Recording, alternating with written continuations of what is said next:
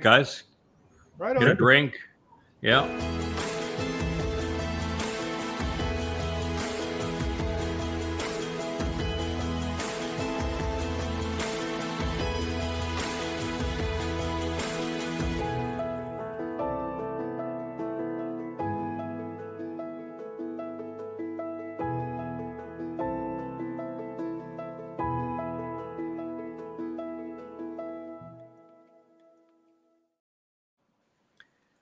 Well, welcome to this edition of Family Hour on the YAHOWah blog. We're going to begin this with a song. It'll be a song that my wife composed. It was actually quite some time ago. And one of our members of the Covenant family presented it just a couple of days ago on my feed. And I said, boy, that is really beautiful. And it's appropriate to play at this time. So I'm expecting that it's going to be keyed up. And here we go.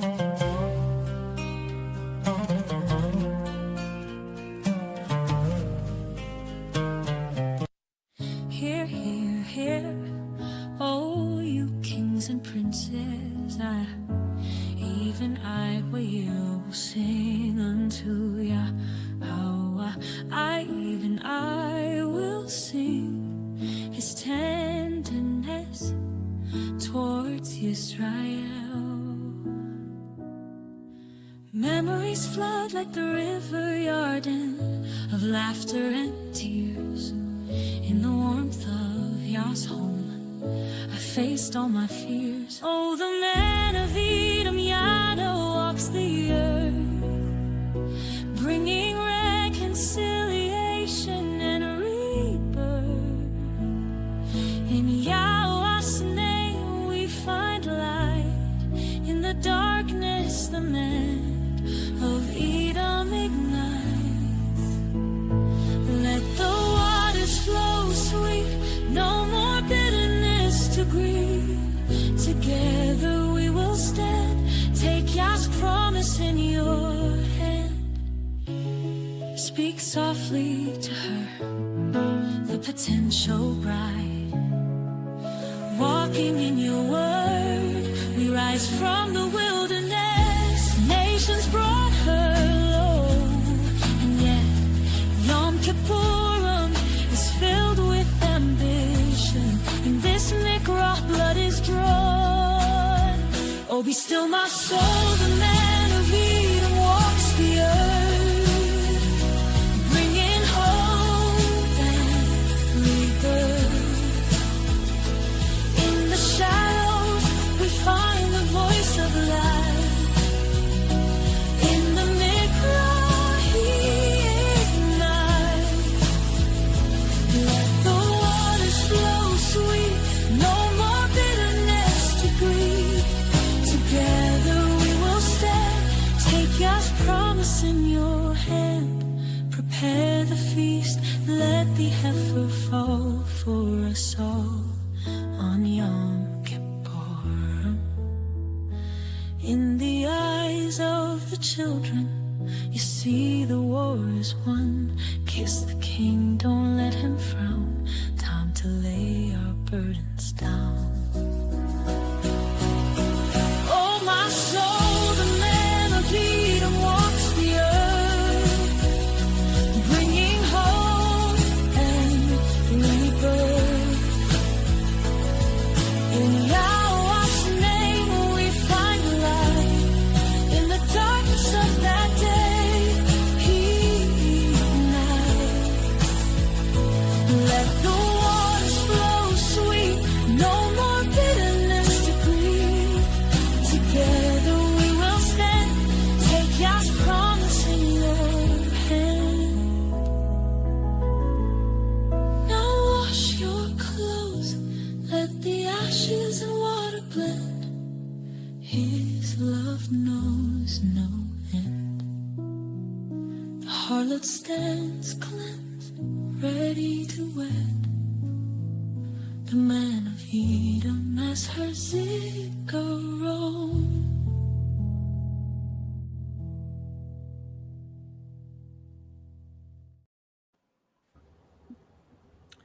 Goodness. Wow. I feel like we could do an entire show just on explaining the names and the symbols of that song, because it is the story of Israel's redemption and reconciliation. That may be the most beautiful that she ever wrote. The timing, pacing, lyrics, graphics of that song, and the message behind it, really extraordinary. You have to have a bit of a PhD in Torahology and the prophets, I think, to have a full appreciation of it, because there's lots of symbols there. But that grizzled guy that she depicted as the man from Edom, I don't think I look quite that bad yet, but that nonetheless is me. I am the man from Edom, which means I'm also that red cow that you saw there, because the man from Edom, he is red, he is bloodied. He lays down his life during the final series of Nakry, during Sukah on Taruw'ah, for the benefit of Yisrael. And he cleanses the adulterous woman, which is what she was talking about with those waters. And the adulterous woman becomes the bride of King Dowd. As he returns, he is able to be betrothed to Israel at long last, because she's been cleansed of her religious guilt. And when you consider all of that and the imagery associated with it, even the Zikaron at the end, the Zikaron is the most memorable of men. It is incredibly powerful. And I, just in this summary, I probably left out 2/3 of the insights that she managed to fit into lots to unpack. Very 4 powerful. minutes of song. Wow. It had the lesser luminary.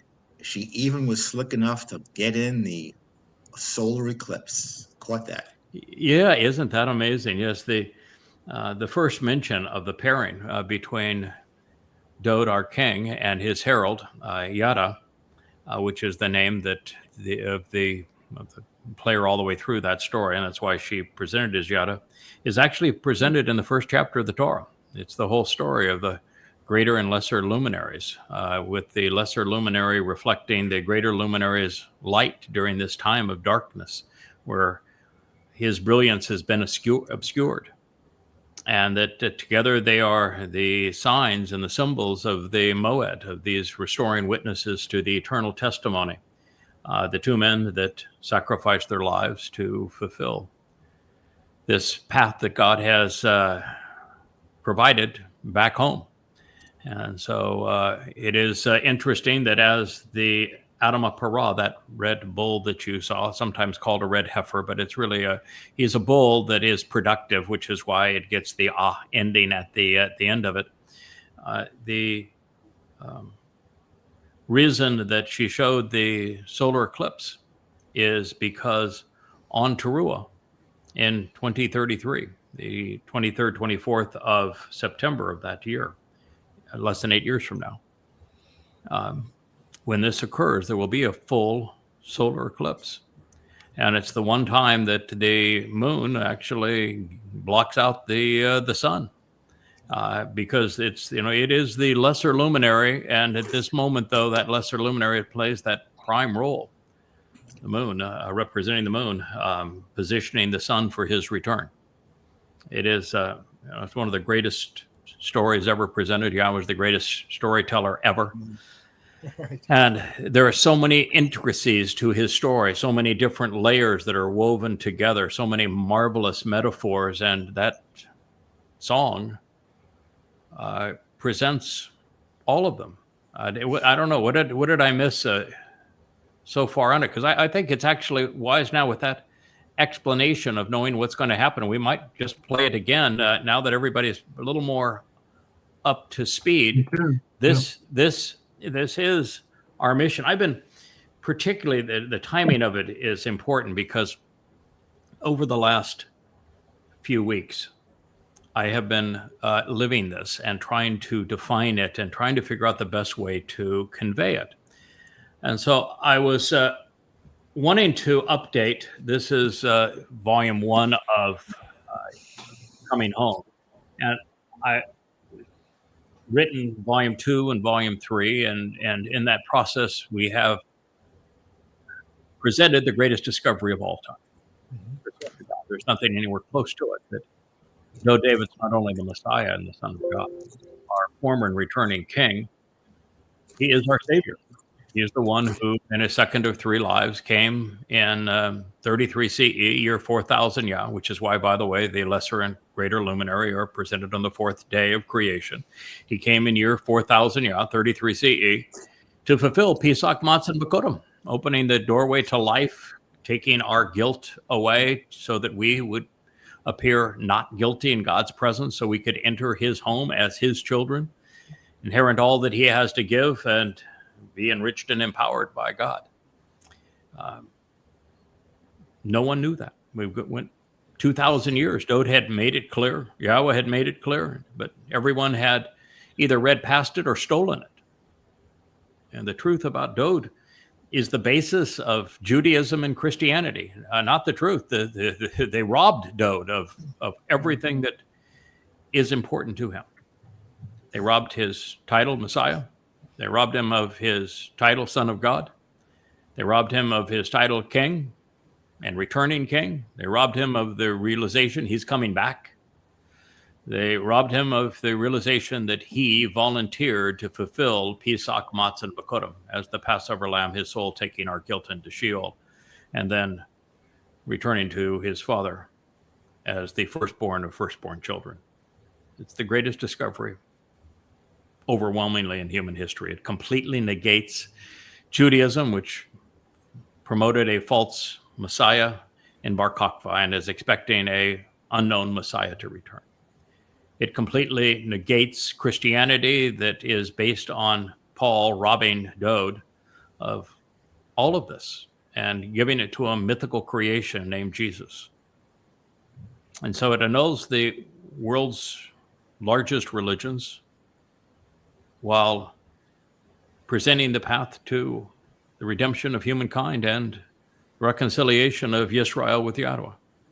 And it is the lesser luminary, as foretold in the 4th day of creation in Bereshith, Genesis 1, that discovered this, proved it, explained it. And that is why he is now qualified to serve in this role. And, you know, I get weary at times from people saying, you know, you're being presumptuous to write yourself into the story. And I didn't write myself into the story. Right. No. And, you know, if I'm going to write myself into a story, I'm going to pick a role that's better than the role of the man from Edom, who is all bloody red and saves many because he's slaughtered. I'm going to pick something other than the AdamahParah. That's a sacrifice. Yeah. In fact, in the 34th Mizmor that we read earlier today, it says that there's only one bone in his body that will be unbroken by the time this is all done. That's how gruesome the sacrifice is going to be. So, you know, I didn't write myself into this story, and if I would have, I'd have done a heck of a lot better job of doing it. And there is nothing to be gained here. I mean, all I'm doing is, yeah, there is something to be gained. We're making YAHOWAH happy. We're doing something that YAHOWAH wanted done. We're delivering YAHOWAH's family back to him. Yeah. We're calling God's people home. We're completing the job that Moshe and Dowd began, the job that Yeshayah taught us how to fulfill. So we're doing something that pleases God no end. But, you know, understand this is this is not like being a rabbi. There's no money in this. There is no fan club in this. To do this job, you have to expose and condemn Christianity, Islam, you know, condemn goddamn religion, Islam, condemn Christianity. There's 5 books of this one, 5 books of the other, 10 all total. Condemn Judaism, which I did in the Babel series, and condemn the MAGAs and the Marxists and the conspiratorialists. And now even, well, I don't. Yeah, I thought I was going to have to condemn the mother goddesses, but God took care of that for me. So, Already did it. Already did it. Wait till we do the show on that one. It'll blow your mind. how good God is at this refutation stuff. How about So- this, Craig? How about without Yada, Shamayim remains void, a la Isaiah, Yashayah. How about, you're the straw upon which stirs this drink into Shamayim, and that it's so obvious, and what the world doesn't know, they don't know, and That's true. it's absolutely pathetic. And as Yeah. far as Leah's song is stupendous. That's sort of a magnum opus of hers, and what she encapsulated in that song surpasses and bypasses anything that the miscreants in yeshivas and in Catholic school and in any seminary will ever learn. 4 minutes. Yeah, that's a PhD. That's an intellectual approach to our future. What Dr. Jeff was saying there is that Yashayah was invited to Shamayim. And once he arrived in Shamayim, Yahweh opened the door and showed him there wasn't a single person waiting to come in. Not one. And that was 2,700 years ago. And other than 3 or 4 prophets, there has been no one that has listened to God since. And so Yashayah was despondent, recognizing he had done so much, and so had the other prophets, and so had Moshe, so had Dowd. And there wasn't a single person that he said was waiting to come into Shamayim. And it is then Yashayah who is shown the future, and he declares that there will be this Choter that has the 7 spirits of Yahweh, who is the Nakry that is introduced to us by Moshe in the Torah, that arrives for the benefit of the last generation, the final remnant of Yisrael, and facilitates their reconciliation with God.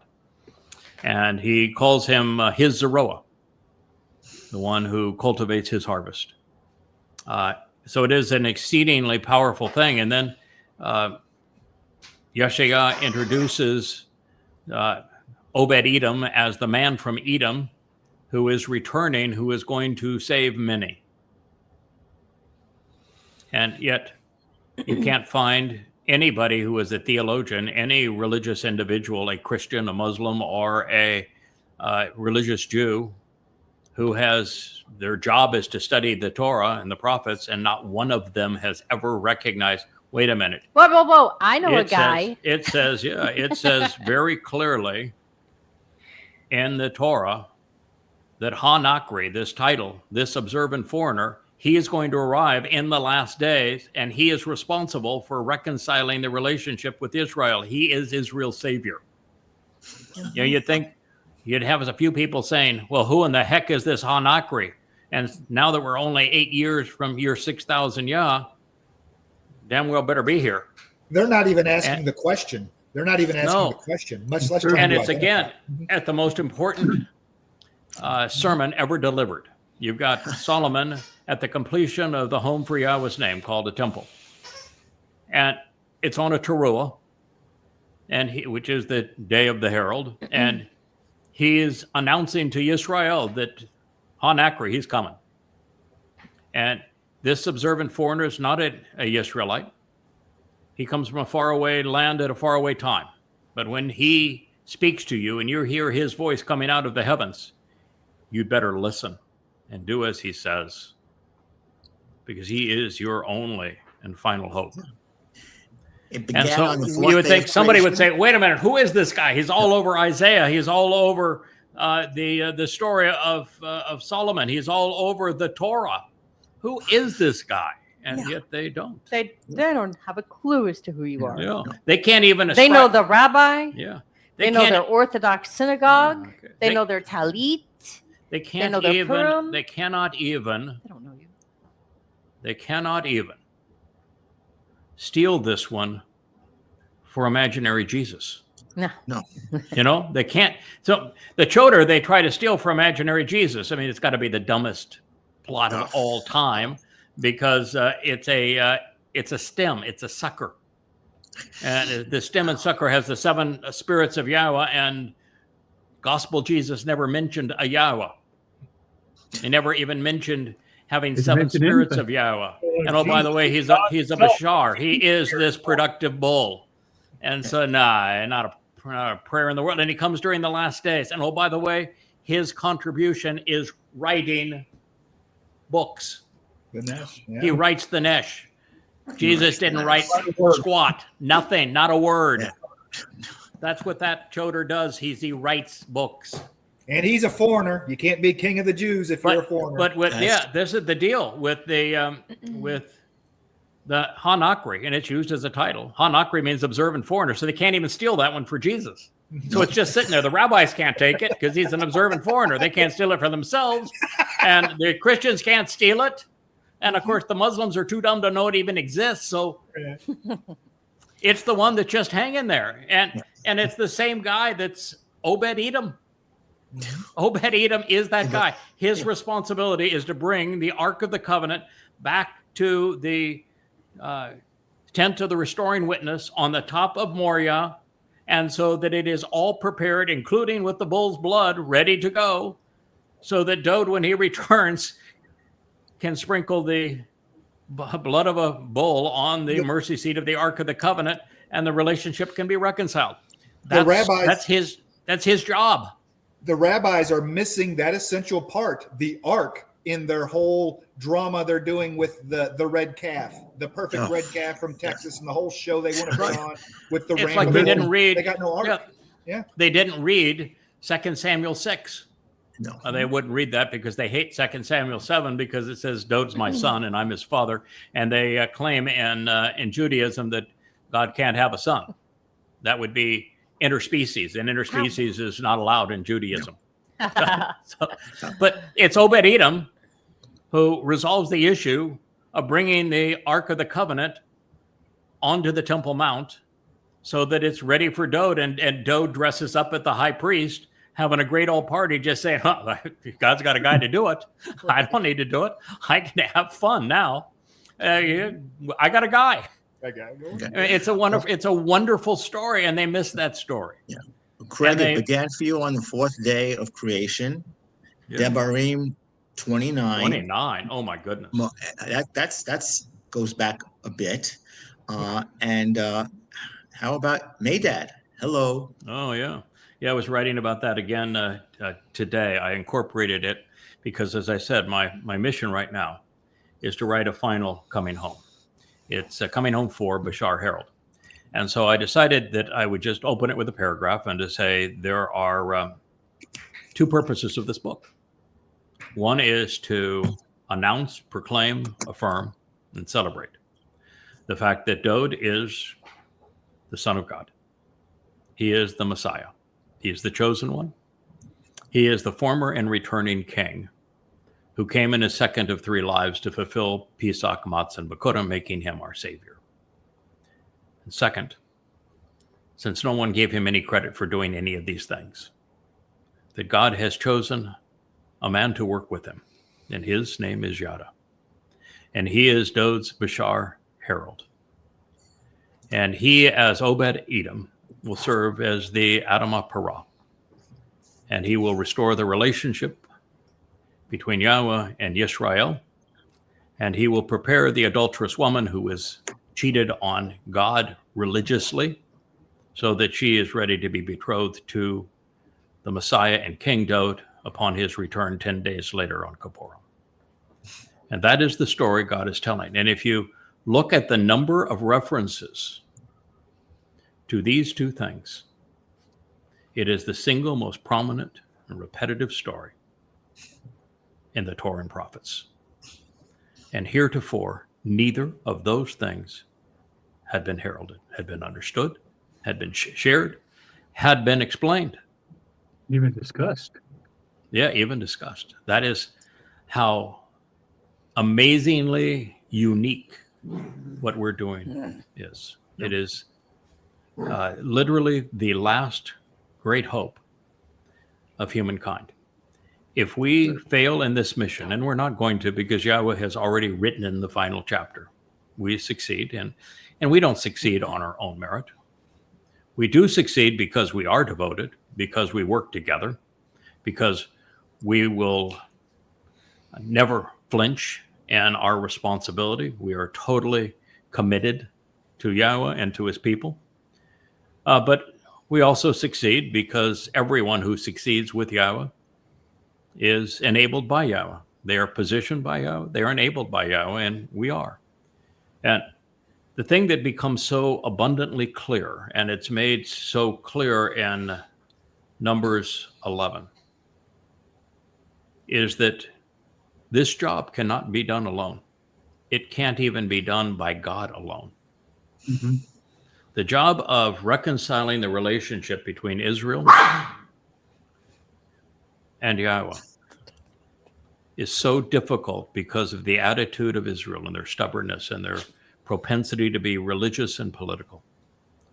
That Yahweh, when he engaged directly, failed miserably. That's hard to say. I mean, every time I say it, I get jitters. But the fact of the matter is, it's true. And God told us the story because it is true. And I think God even wanted it to be true. True. That he spoke to the children of Yisrael, giving them 3 days to get their act together and prepare to get their best little clothes on, to get all cleaned up, to get all mentally in the right frame of mind to hear this. And all he wanted to say is, I'm God. I'm come down from the top of the mountain up there. And I'm the one who is sharing this Torah message with Moshe. I chose him.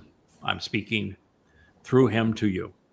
When he opens his mouth and he speaks to you, he's speaking for me. And I'm going to take you from being slaves there in Mitzrayim, and I'm going to bring you all the way. We have Wookiee celebrating his new toy. I'm going to bring you into the promised land. That was the message he wanted to deliver. I don't think he got 5 words into it before the children of Yisrael said, go away. Your light scares us to death. Your voice scares us to death. If you stay, we just are going to die here. Go away. Shut up. Never come back. Don't ever speak to us again. So I would classify that as a failure. And I don't like to say that God failed but He was rejected just like. But it's just, I don't know how else you would define it. And I think God shared the story because he wants us to recognize it that way, because this job is impossible for one person to do it alone, even if that one person is God. Yeah. That's the job that Yahweh has asked us to do, fellas. And then Yahweh empowers and enables Moshe to continue this job. God says, listen, I get it. It's better this way. I'm happy with that outcome that you've rejected me. And therefore, we're going to do it through men. I'm going to speak through men. And so it was back on Moshe's shoulders. And it didn't last 3 days. Even before Moshe had a meltdown. He gave up.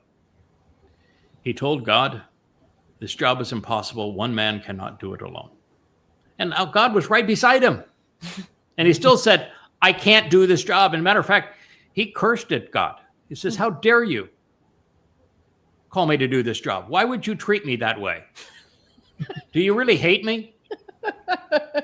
I mean, I can relate with Moshe, honest to God. I'm sorry, but yeah, I can. Yeah, Have you ever been in a room full of Jews? Yeah, do you hate me? Why would you do this? This job cannot be done. It's absolutely miserable. It's impossible. If you have any concern for me whatsoever, Kill me now. you're going to kill me. Mm-hmm. I would rather die than continue to endure this. Please kill me. So you'd have to say at that point, God plus Moshe wasn't enough to get it done. Didn't go well. God did not disagree with him. He didn't say, hey, they're redeemable. He didn't say, it's not all that bad, because God had already burned up everything around the camp. He was so upset with him. Not that bad. Oh, Yeah. So that didn't happen either. And God didn't console Moshe and say, hey, man, suck it up, pal. It'll be okay. You can do this. You got it. No, he didn't give him the pep talk. But he told Moshe, he says, listen, I want you to call 70 of the most mature individuals of all of the community of Yisrael. You pull them all together. I'm going to take the spirit that I have given you and I'm going to share it among the 70. And they're not going to say anything that's going to have any value to anybody.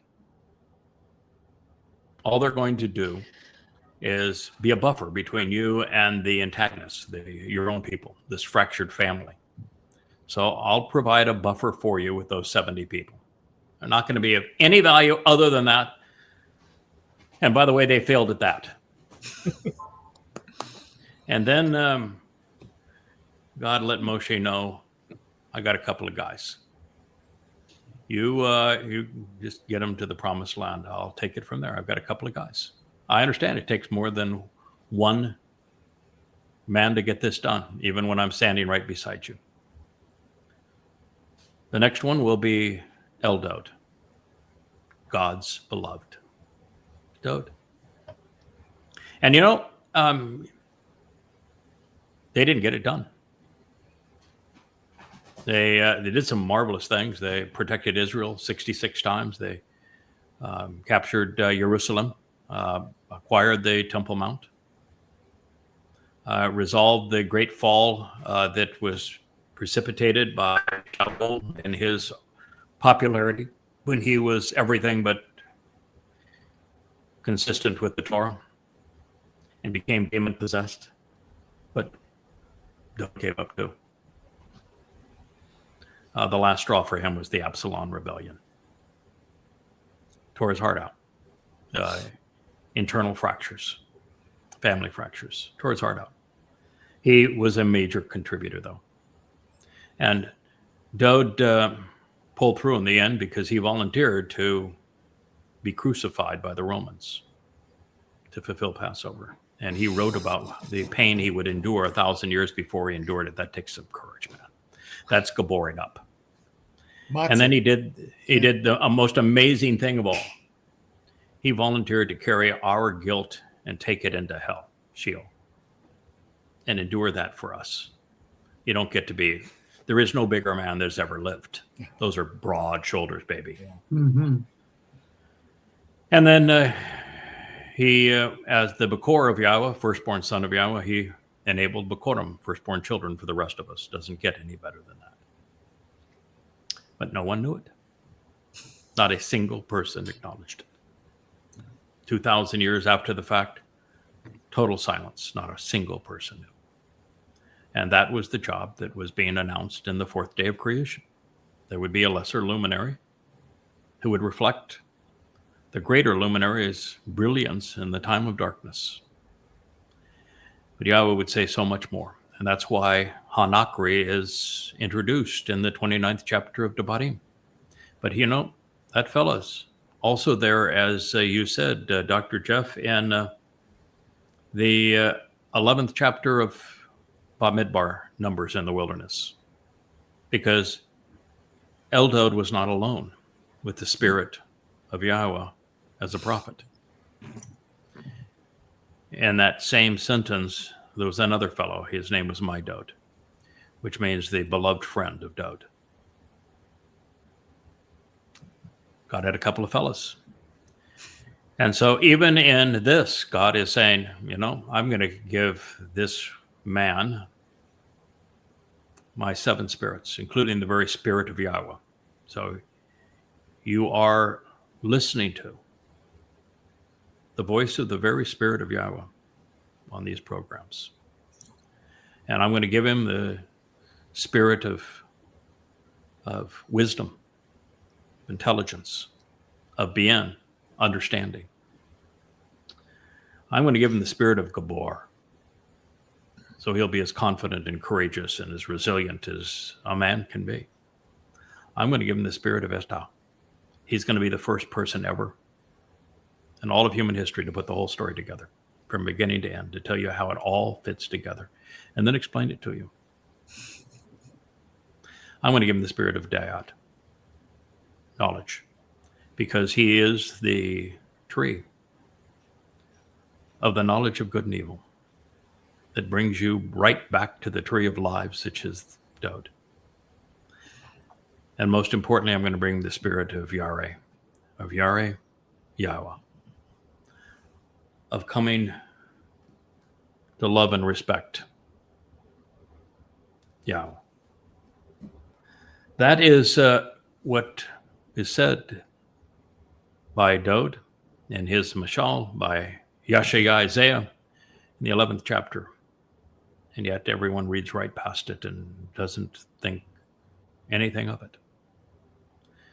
But by the time God has said all of these things, and he mentions this fellow that's going to support his beloved son and restore his name, Yahweh, so it's known to his people, and reacquaint them with Dowd's achievements and accolades, that they will be ready. The harvest will happen. So with all of that, Rich, would you mind replaying Leah's song now that we have a marvelous introduction and explanation of it? The second time, I bet we'll all enjoy it all the more. Do you want to comment why it's playing? Nope. Okay, we're going to play.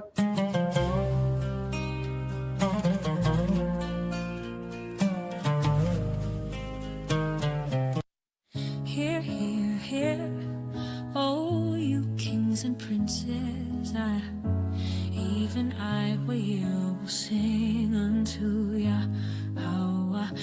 Even I will sing his tenderness towards Yisrael.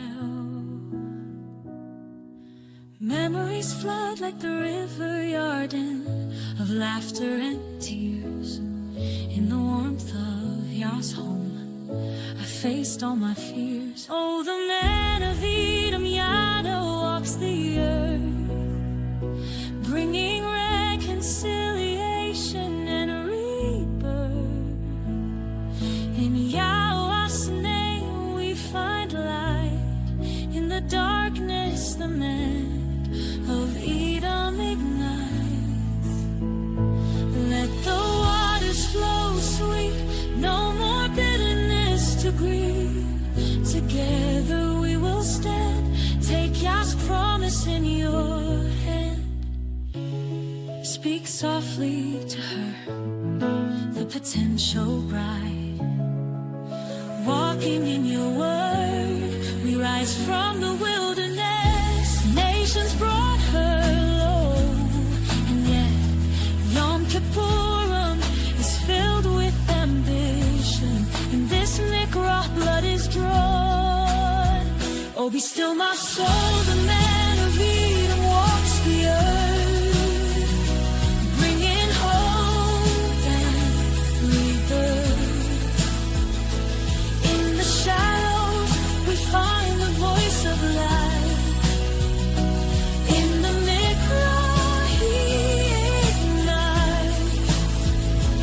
Let the waters flow sweet, no more bitterness to grieve. Together we will stand, take Yah's promise in your hand.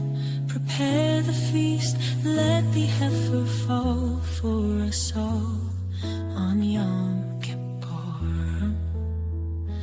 In the eyes of the children, you see the war is won. Kiss the king, don't let him frown. Time to lay our burdens down. Oh, my soul, the man of Edom walks the earth, bringing hope and rebirth.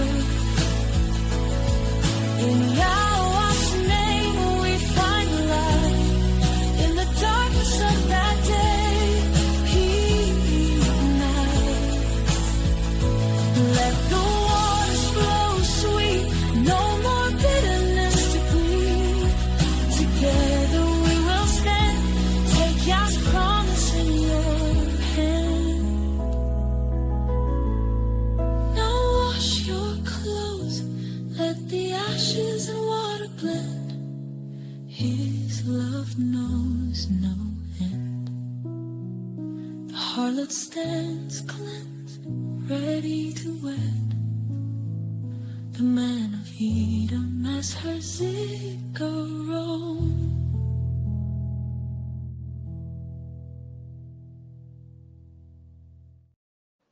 The two things that, among many, that I missed in my introduction of that song this time is that the song was written by Leah. And it's not just by Leah, my wife, sitting there with the rainbow behind her on the lovely white leather chair. Leah is the mother of YAHOWAH. And as the mother of YAHOWAH in the story, she plays an exceedingly important role in bringing us Yisra'el. That's part of the fact that it's Leah singing the song. She's speaking of Leah, the wife of Jacob, the mother of YAHOWAH. The second thing that I didn't share is that the ashes and the water in the end are the result of the sacrifice of that red bull, the AdamahParah. It'll be YAHOWAH that'll be orchestrating the event. It'll be YAHOWAH that'll ignite the flames. It's YAHOWAH that releases the water beneath the Temple Mount. But it is those waters that cleanses the religiosity of Israel so that they're prepared for YAHOWAH's return. And by cleaning what is now using Numbers 19 in the AdamahParah to purge the guilt of the adulterous woman in Numbers 5. She has a belly that will swell one way or the other. If she is unfit to enter the millennial celebration of Sukah, as we are invited back to the conditions that were experienced in Eden. We're going back to Eden, folks. Then her body will swell and she will be disallowed. It's a test. Those waters will either purge or they will condemn. But if she is purged, her belly will swell again. Israel will be fruitful and productive again. And so she is Dowd's bride in the end. So there was even more to that song that wasn't conveyed. There was one very small point that I would correct, which is the AdamahParah, this red heifer, offers his life for Yisrael on Taruw'ah. Mm-hmm. It is for the benefit of Dowd's return on Kipurym. And this enables our return to Garden of Eden conditions on Sukah. So it is the comprehensive fulfillment of Chag Sukah, which is the final celebration in year 6,000 Yah. Dowd fulfilled the first three Nakry, which are Chag Matzah, Pesach, Matzah, and Bikurim. And it is Yadah's responsibility to oversee the fulfillment of Chag Sukah, which is Taruw'ah, Kipurym, and Sukah. And while he is the sacrifice for Taruw'ah, he's also the Zarowa harvesting the gleaning that will occur the Friday evening of Taruw'ah, the 23rd of September. He's best man for Dowd at the wedding. He prepares Dowd's bride, and he enables YAHOWAH to return, reconciled to his family, and he presents the Ark of the Covenant for Dowd to anoint, as is required by the Torah, on Kipurym. If I may. And then he is the man who literally opens the door and serves as the guide and the teacher, going through the first 8 days, representing 8 years of our return to the garden in Sukah. So it is a comprehensive responsibility. It's not that he is in charge. He isn't. Dowd's in charge. And YAHOWAH has fully delegated the responsibilities to his beloved son, Dowd. But as Dowd figured out in 2 Samuel 6, as it's reported to us, it's really good to have a friend. And Obed-Edom was his friend. Yes, Leah? If I may, it's not just the best man. Yada is the facilitator. Mm-hmm. In so much as the way I see it, he is her dowry.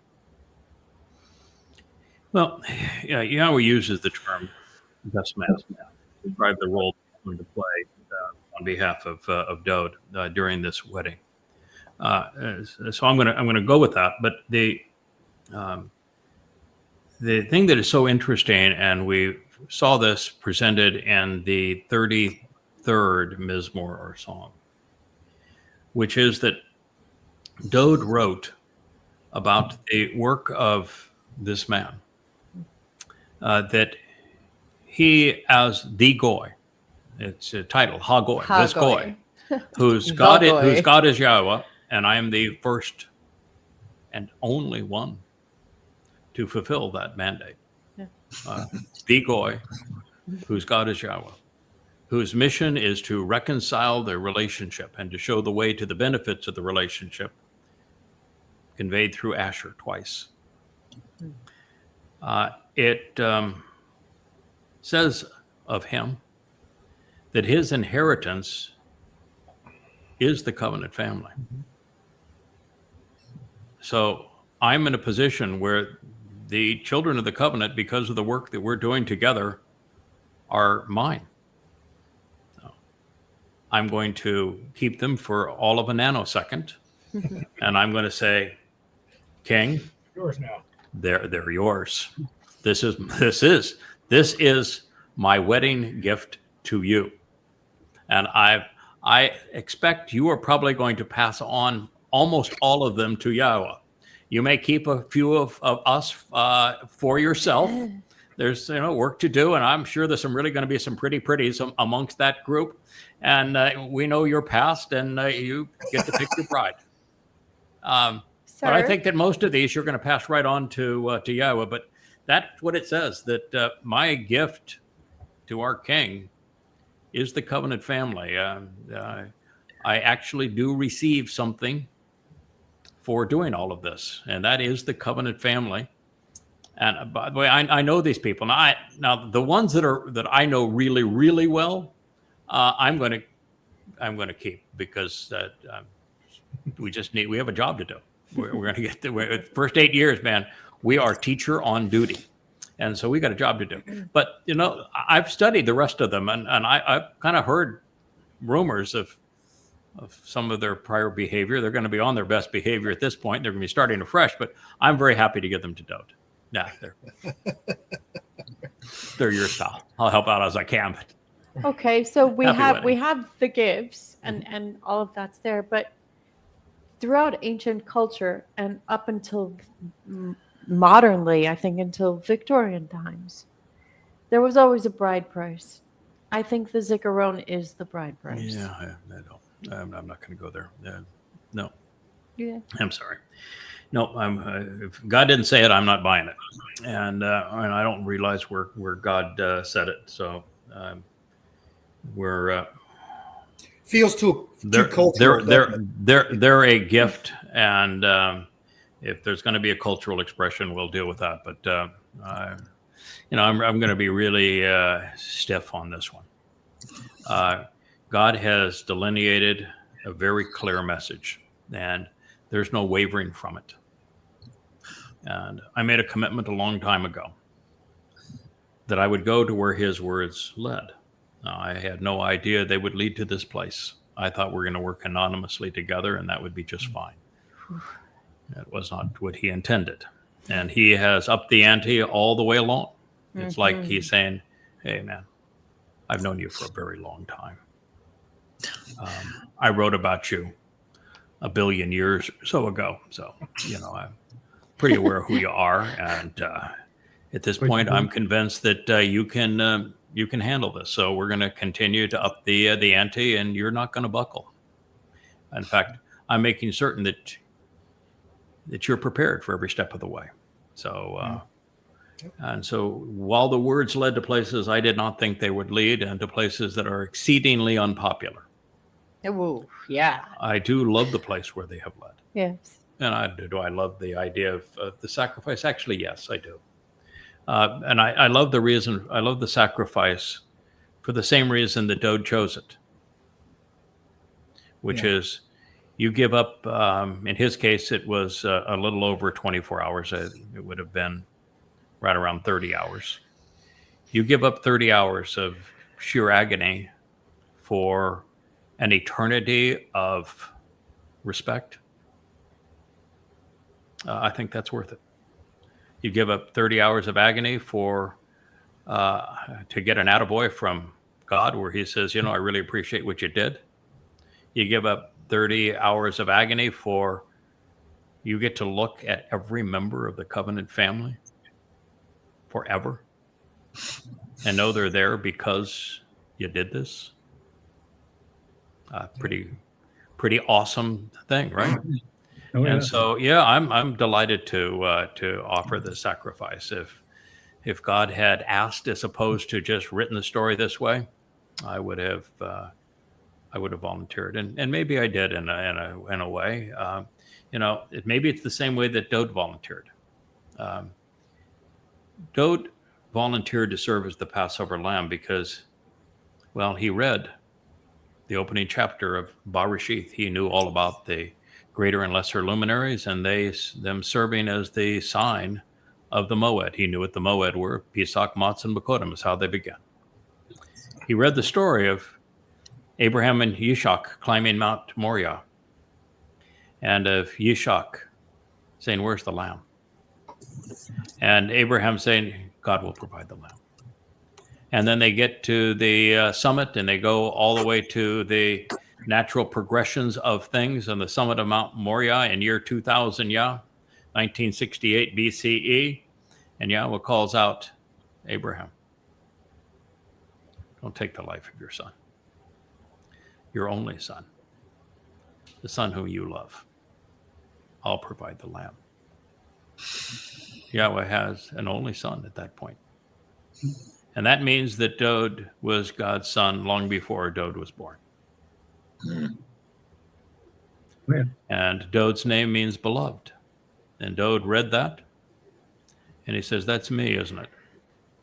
And then he listened to what Nathan had told him based upon what Yahweh had offered when Dowd said, I want to build a house of cedar for Yahweh. And Yahweh said, no. That's not the way this works. You don't build a house for me. I build a house for you. And I'm going to establish your throne forever because you are my son and I am your father. And immediately Dowd would have figured it out. He would have known that I'm going to fulfill Passover. And I'm going to fulfill Passover in year 4,000 because it's the fourth day of creation. And so he wrote the first 30 of them, in first and second person volition, saying, I have chosen to do this and you agree with me. We're going to fulfill this. We're going to save Yisrael. So clearly he figured it out and said, we're going to do this together. That's not really much different than, I guess, what I did. I came to this the first time. Leah knows because we were sitting in my study together. And I was going back through Yeshua 17 that is just so powerful for us because Yeshua 17 speaks of the fulfillment of Shabuah as a harvest and of Taruw'ah as the gleaning. And in the midst of the Taruw'ah presentation, Yeshua speaks of a Parah. A Parah is a productive bull. And immediately the two of us looked at each other and said, oh my. Mm-hmm. Oh my. We are that bull. That's the story of Numbers 19, isn't it? The story that no one has ever been able to figure out. Who in the world is the AdamahParah, the red heifer of I looked him dead in the face and Numbers, said, are you the red 19. heifer? Yeah. I am. Yeah. And so we went back and we translated that, and yes, indeed. And then became the first to explain Numbers 5, which no one had ever understood. Who is this adulterous woman of religious guilt? Who is the groom that wants her back? It's Dowd. The date is she's prepared on Taruw'ah, and the priest that performs all of this is Eliah. And what did Eliah do 2,888 years prior to this? He excoriated religious and political guilt in Israel against the Lord and the Mother God cult through the sacrifice of a bull, adding copious amounts of water, and Yahweh ignited the flames. Yeah. It's exactly what's going to happen on Taruw'ah. Yahweh's going to ignite the flames. He's going to provide the water this time, and Eliah's going to do the narration. And all of a sudden, now Isaiah 17 about the fulfillment of Shabbat, and then Taruw'ah. Numbers 19, Numbers 5. They're all explained. And then you read Numbers 15, and it talks about the sacrifices of the ram, Dowd, the bull, Yada, and the goat, Eliah. And you read through this and you say, the story has been there explained for 3,470 years. And so I don't know if there's much difference in reading, just as Dowd did, reading about the role that you're called to play and saying, yes, I want to do this. And God, you agree with it. And I guess what I did, because I read about what was written in the Torah and in the prophets and said, yeah, obviously that's me. I'll do it. I'm happy to do it. In fact, I'd like to do it. That's You exactly. obviously want me to do it. That's Yeah. exactly how it went down. Dowd at 8 years old did not realize he's going to be a Passover lamb. Yeah. But Yahweh did the same thing with Moshe, Dowd, and myself. When Yahweh told Moshe, we're going to go into Mitzrayim and we're going to free the children of Yisrael. We're going to do this together. And Moshe said, not with me, pal. No, thanks. You've got the wrong guy. Been there, done that, not going back. And those people, by the way, they're obnoxious. I tried saving them once before. It didn't turn out well. Nope, not going to happen with me. Yeah, they probably gave him so much anxiety, he mumbled to death. Yeah. So what did God say? Hey, pal, kid, come on. Who do you think invented the mouth? Don't you think perhaps I would know how to operate one? Yeah. Okay, Moshe said that pretty much dumped the stars on that one. Don't debate with God. It doesn't work out. Yeah. So here's Yahweh. He says, I want you to go down and pick that kid out of Bethlehem. That's the one I want. I don't want any of these other sons. I want that kid down in Bethlehem. I have chosen him. I chose him for reasons that you will never understand. Yeah. And, well, not never understand, but you don't understand at this time. We do now understand. And that means that Yahweh had a relationship with Dowd back there maybe 1 billion years ago, too. Mm-hmm. He knew all about him, knew exactly what he was all about, knew that he would be bright enough to see that he's in the story. He didn't write himself into the story. God did. He saw it. And he accepted it. And Yahweh knew he would. But clearly, at 8 years old, Dowd was just amazed. Okay, I'm being anointed by the great Shamuel. Yeah. And at Yahweh's instructions, this is going to be cool. And the next thing we're going to go do is we're going to go topple a giant. Mm-hmm. You foul-mouthed, uncircumcised Philistine. Mm-hmm. And there it goes. But did God tell him at 8 years old, oh, by the way, you are going to go up against that Philistine, and he is, 50% taller than anybody else, and you're going to take him down with a single stone, kid. The armor won't even. You'll try it on, you'll take it off. It won't even fit you. You'll be too small, too young by that time. And then the people, as you already know, they've chosen Saul, and he's a basket case, and he's going to hate you. He's going to be jealous of you. He's going to try to kill you. So it's going to be really tough there for a while. And your best friend, the man that you care about more than anything else, he's going to get killed. You think God had told him all that right at the beginning? He would have said, oh, sure, this sounds like a great deal.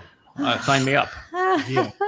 Now, and by the way, when you finally become king, you're going to have to fight 66 battles. 66 of them.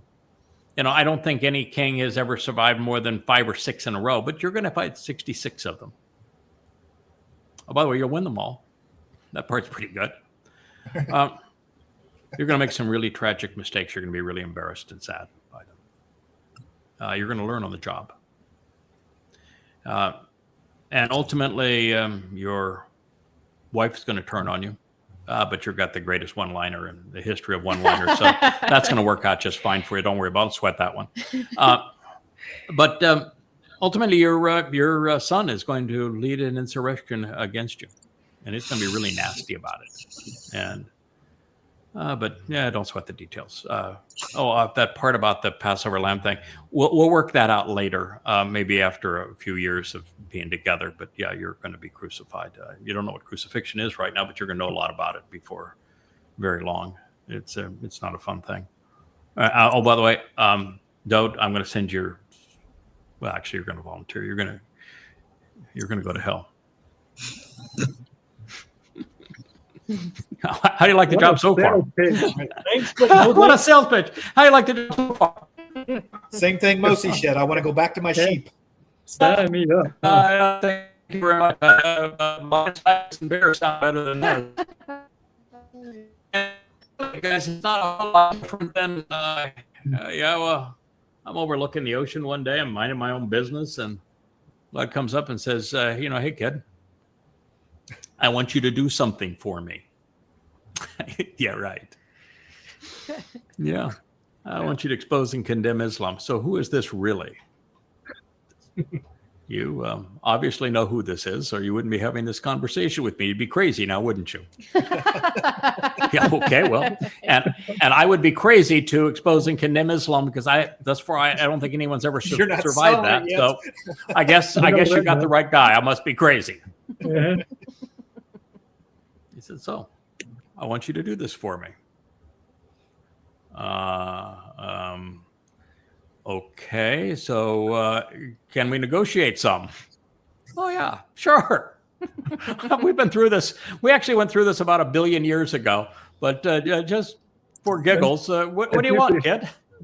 Is how you forgot. Yeah, here's the 3 things I want. Great, kid. Reach into your pocket.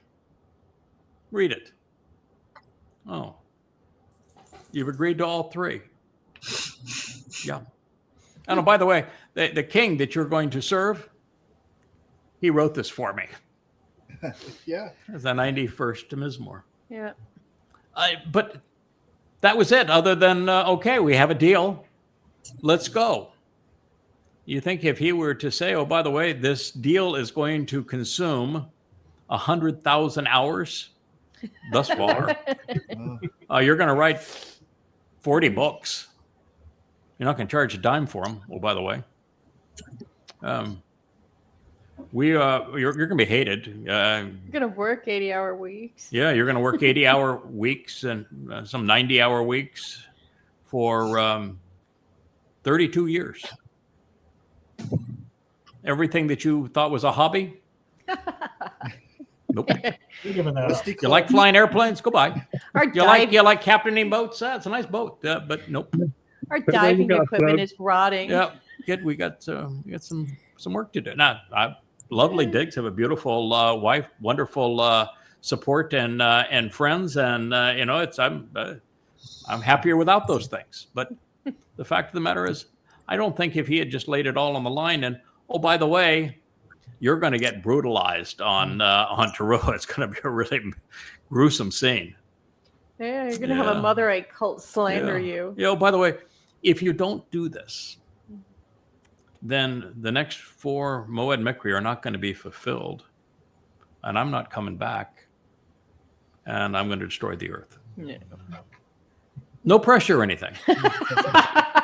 None at all. Oh. But that's basically it, right? I mean, that's the story. Welcome to the family. Welcome to the family, kid. Well, that's why you have to be chazak. You have to be chazak from the crown of your head to the soles of your feet. You do. Chazak means firm, bold, harsh, tough as nails is what it basically means. Uncompromising, resilient. Well, if you want to be a Hebrew son, you're going to put a little skin in the game, eh? Oh, well, yeah. A little skin. My wife says a little skin in the game. Yeah. It's pretty cute. Skin. A little skin in the game. Let me give you a shout out, Leah. That song was pretty stupendous. I called it a magnum opus, and there's a reason why Dowd makes mention of you in his 14th mashal. Yes. Hello? Yep, he does. He begins the 14th mashal by contrasting Leah against the woman who has tried to destroy her life. She speaks of Leah as the intelligent woman. She's chokmoth. And she speaks of this mother goddess that God just despises, that is evil and attempting to tear the house down. And that is how he introduces the Choter for the first time. And it's Dowd who writes it, of course. So our king knows her. Yes, he does. Yeah.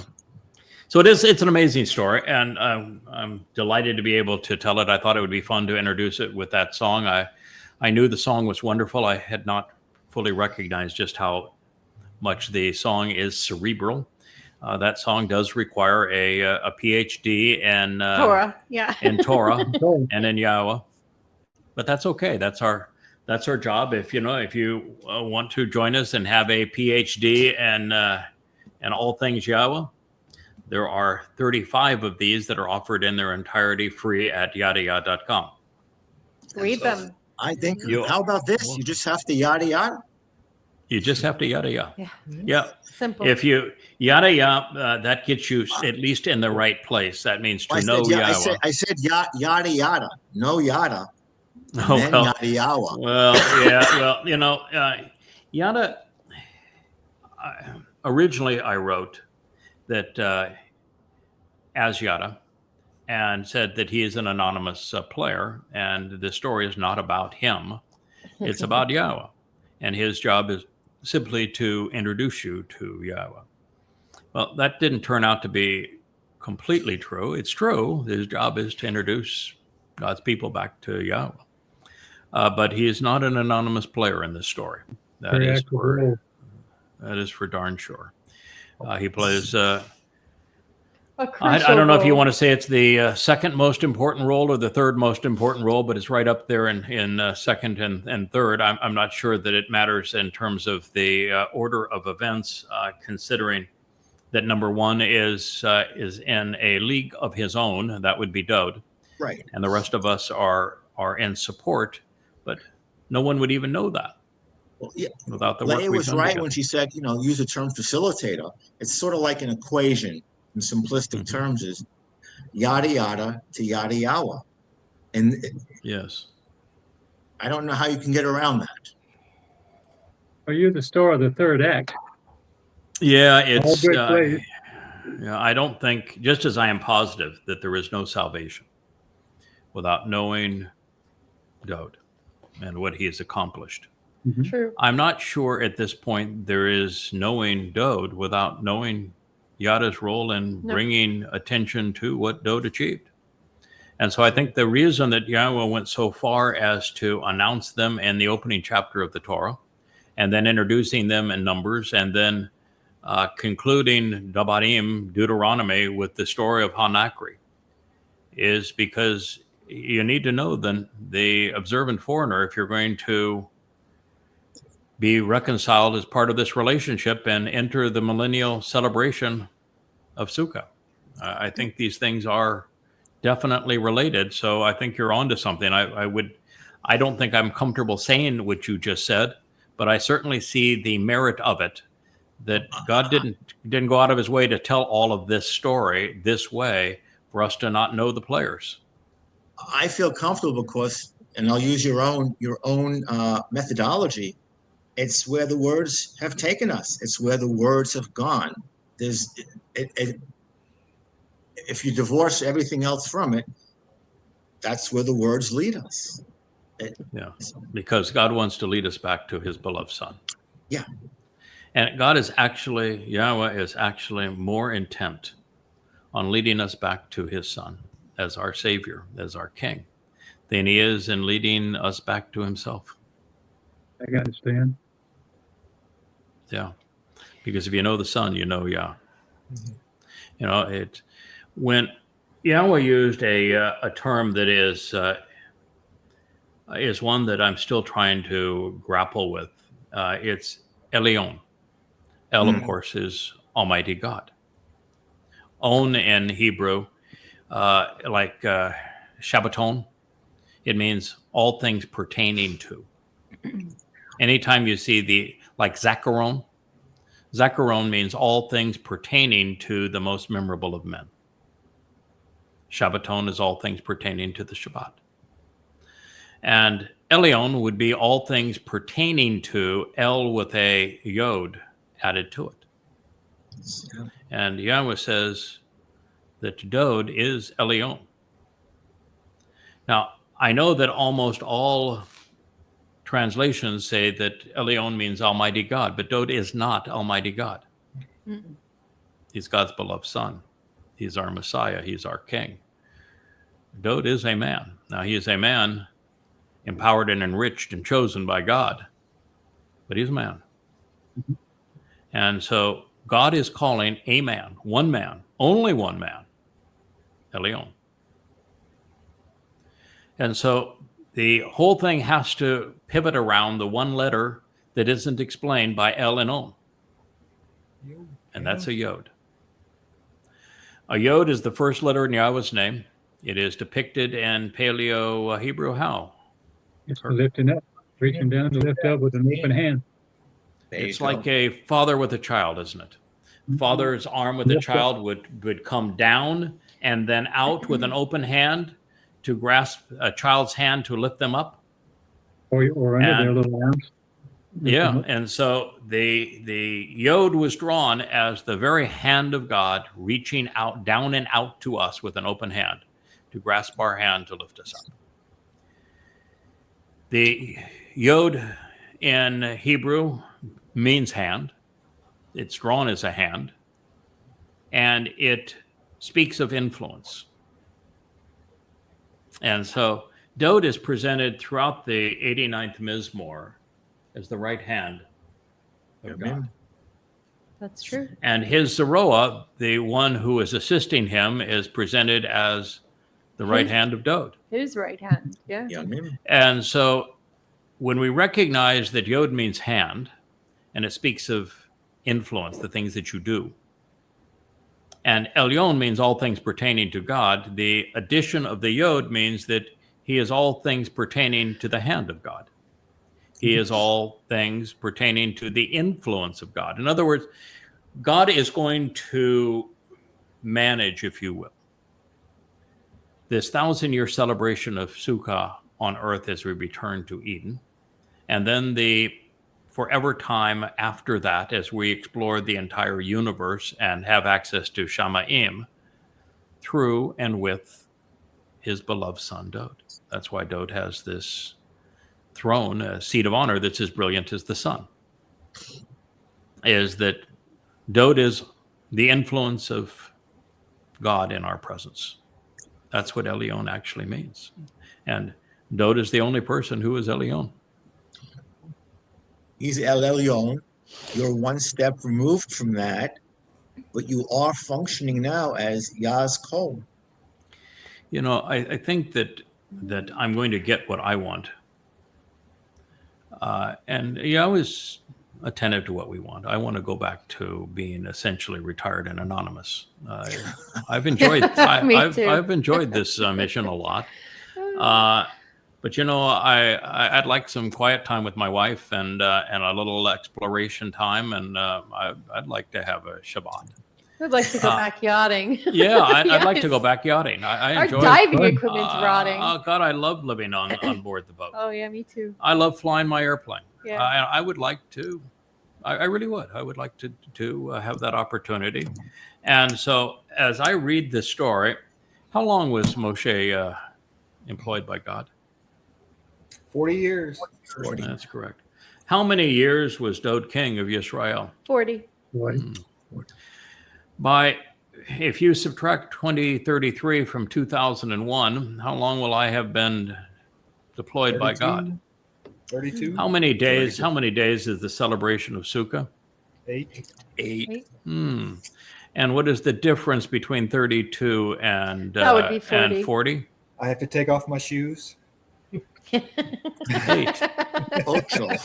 And so I think that the first 8 years, 8 years, when 40 would require hands and toes, wouldn't it?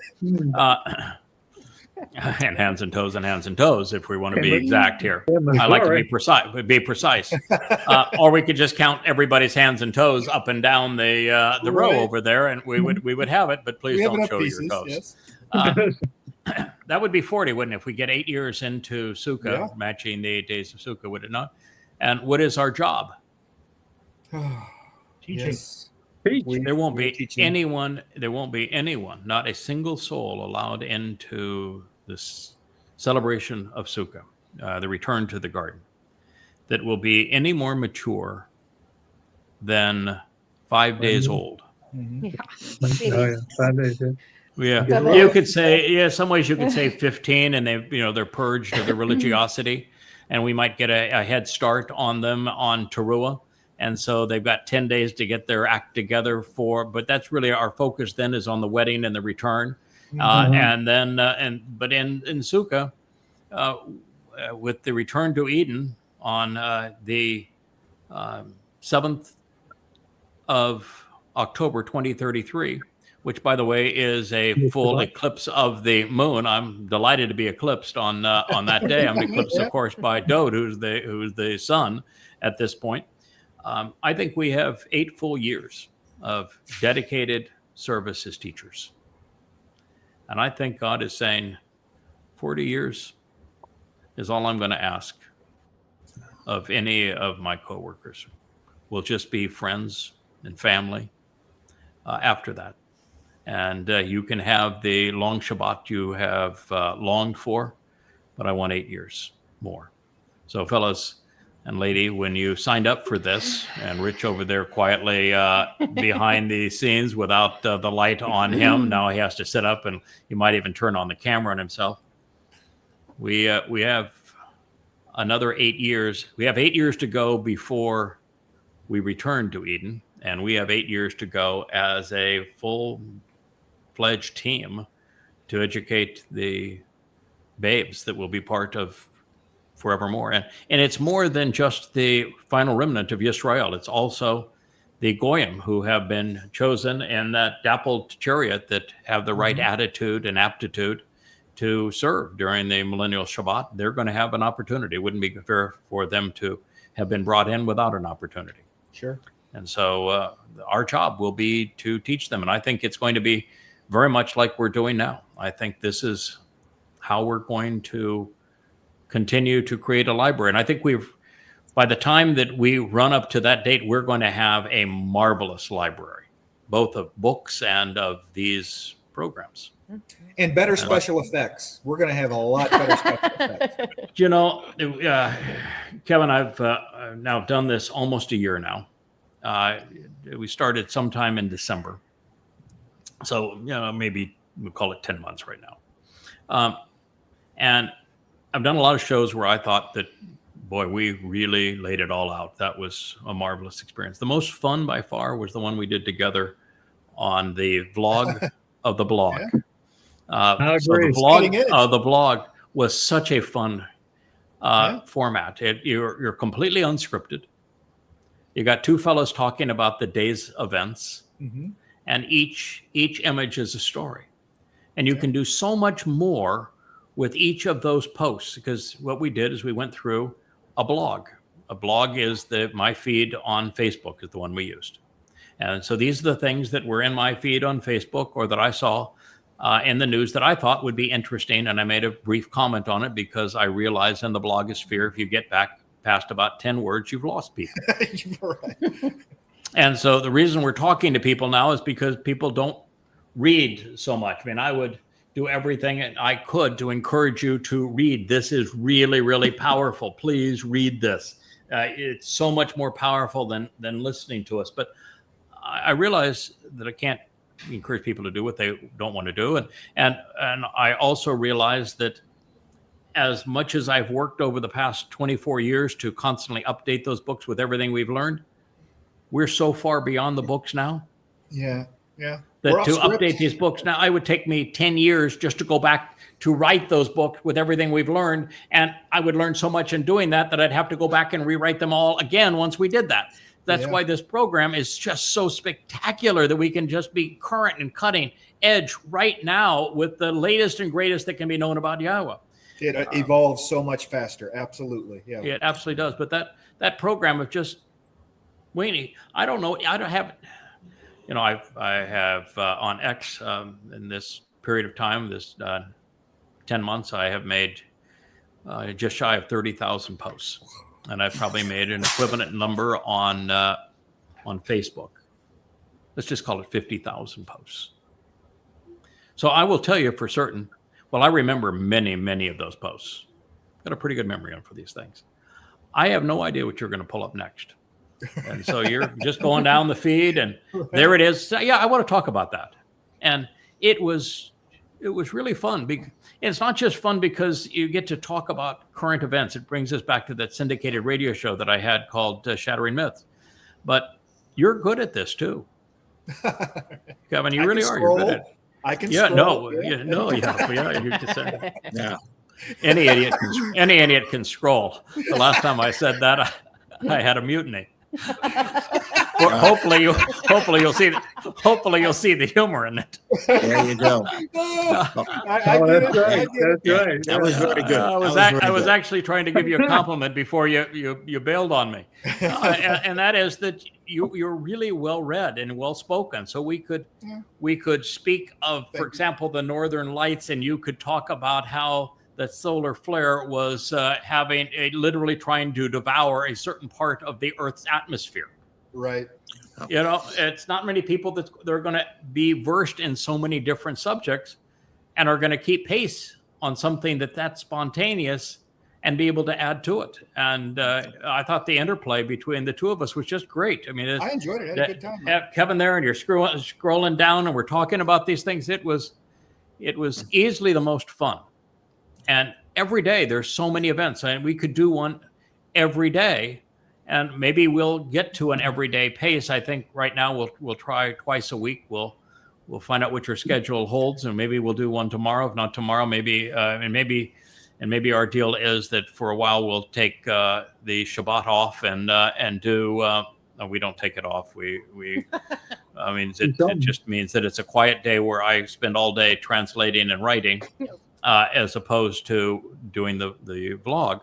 And we may do it on Sunday, but we'll have to figure out what your schedule is. But I'd like to get one done on Sunday, and then we'll do another one on Wednesday, and maybe Wednesday and Sunday will be kind of our pace until we pick back up and do more of these.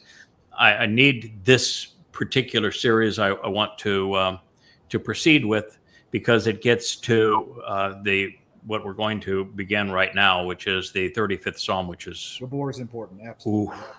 Let me just say, Craig, that I must acknowledge that the blog's blog debut out of the gates was unusually smooth. It really flowed. I was impressed with how smooth it went. So kudos to both Kevin and you. Rich too. That he was driving Rich, also. Rich also. All smoke and mirrors. Hey, do you know how much preparation time we had from the moment I came up with the idea? I said, I think it would be fun to do something no one's ever done before. Let's do a vlog on the blog.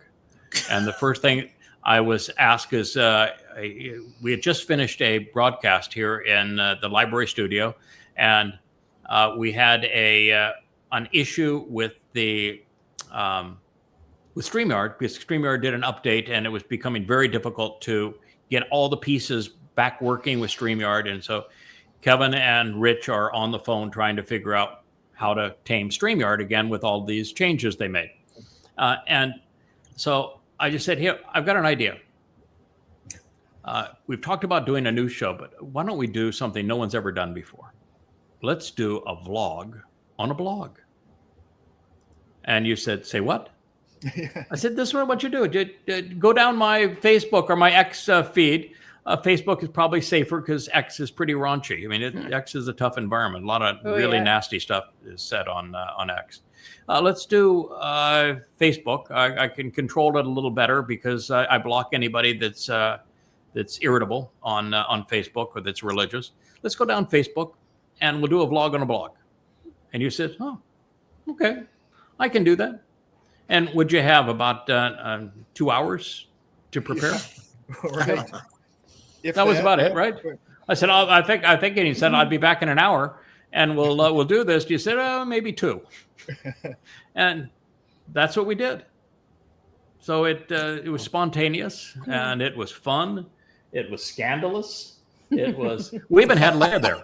I don't know if she made a nice appearance, and Oh my just God. remember that a diamond is a diamond is just a coal under some pressure. Hey, there you go, Rich.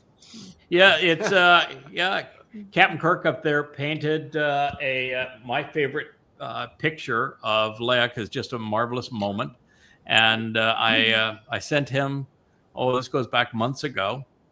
You actually called me and said, I want to do this, and he said, so do you have a picture that you would like? And I think it was originally you want to do, Wookiee is the star of the show. You want to do Wookiee. I said, nah, Wookiee gets too much attention. If you're volunteering to do this, you wanted to volunteer to do this, then I want it to be of Leah. Can you do that? Till I saw the jury, then I went, well, Yeah. And then he said, oh, send me a picture. I sent you the picture. And it's yeah. And I don't know where the picture was sitting there in that chair. It's in your room. Oh, Yeah, I needed to sit in the chair, Oh, okay. obviously. I would have I loved can to pull it out. Leah holding. I would have loved to see Leah holding the picture. Oh my God. It's gorgeous, beautiful, right? though. I mean, it is very beautiful. Yeah, Thank it's you, like Craig. when I look at that picture, and I'm reminded of my conversation with YAHOWah a couple of years ago, where I said, YAHOWah, I don't want to have to do Prophet of Doom and turn it into goddamn religion. I know it needs to be retitled. I know it needs to be rewritten, but oh God, that is really miserable. I don't want to have to go back into the Quran. I mean, Muhammad was a creep. No, let's not do this. And he says, he won. I have taken care of you. Now you take care of my people. And I look at that picture of Leah and this beautiful place that we live here, and I said, okay, that's pretty tough to argue with. And I've kind of gotten to the point where I said, I don't think I want to debate you. I won this one. We'll go with it. That picture is kind of a friendly reminder to me. Yeah, I've done a pretty nice job on the I'll take care of you. So here we are. Oh my, reminiscing because just think we've been doing this now. Yeah, there we go. There is the picture. Oh, boy. Yeah. She was dressed to kill that night. I'll tell you that for sure. It's the Yowza picture. It is a YAHOWah picture. That is, when YAHOWah created Towrah. Now, I don't want to compare Towrah to Leah because Leah's Not in the same league. it's infinitely better than Towrah. Stop it. When Adam was first saw Towrah, he said Yowza. That's I like that. That's really good. Every time you men see a naked woman, you say "Yowza." Yowza. You Well, still that's do true. it to this day. Yeah. So there's I was that trying to was get my my breath. I'm too old. Yeah. Look at- whew, that was my Yowza moment. I'm glad that your wife Sylvia had met Leah, so that she knew that when you were drawing this painting this picture, that it wasn't of a girlfriend, it was of somebody's Reference, yeah. a friend's wife. Mhm. And that was the result. By the way, your wife said that she would like one of those robots, that's fancy ones coming out of China, to be a dog walker. Oh, me too. And I went and Yeah, said, I would too. I said, Sylvia, you have the world's best dog walker. Oh, And she shot back something, and I came right back at her and said things that we probably shouldn't say on the air. No, Anyway. well, all I can say, Leah, we can blame the word Yowza on oxytocin. That's right. Oxytocin. Okay. Oxytocin. Yeah, it is works to for me. blame. It works for me. Okay. Well, I don't want to have a show where we don't, even though this whole show has been about things that pertain to YAHOWah, I had set up the morning show, I think, which we did mid-afternoon, for the express purpose except for you in the People's Republic of California there, Of course, yeah. Kirk, which you're now like 4 hours behind us. Yeah. And I said that I wanted to set this up because I wanted to turn to the 35th song, and we have some little time left in this program, so let's go ahead and head there. This is going to be a shocker for most people. Now, this is really, really tough medicine, the 35th song.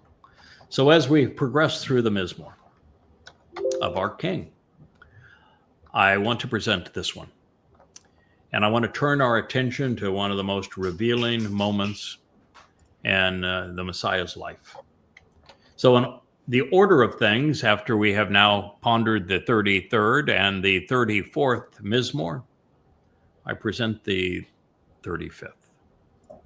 It begins with the Messiah in an exceedingly feisty mood. He begins for Dowd.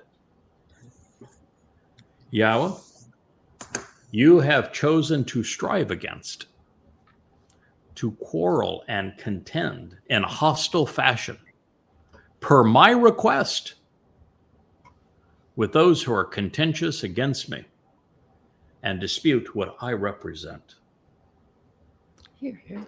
You have decided to fight, to attack, by showing great hostility towards those who oppose me. Mizmor, Psalm 35:1. Wow. Well, we have the great Kevin now as a dog up there in the top. Might be an improvement. I don't know. He's pretty handsome as a dog. He's a handsome guy anyway. All right, Yahweh. So first of all, he starts with God's name. They're close. He and his father are exceedingly close. On a first name basis. On a first name basis. Yahweh. He writes this in the call imperative, paragogic he, cohortative, second person, masculine singular. Oh, you've been fairly quiet down there, JB. What does the call imperative, paragogic he, cohortative, second person, masculine mean if you're going to apply it to a verb like rib? I know the call means it is a literal action. That is correct. Imperative is second person volitional. That is correct. So he is speaking to Yahweh. So that would be that Yahweh, this is what Yahweh wants, right? Okay, so call means interpret it genuinely and accurately, and there's no nuance here. This is for real. Just take my words for what they mean. Imperative means I'm expressing the will of the person I'm speaking to, which is in this case is Yahweh. Paragogic he, how about that one? I don't know that one off the top of my head. My Hebrew brain is a little rusty. Kirk? Paragogic he.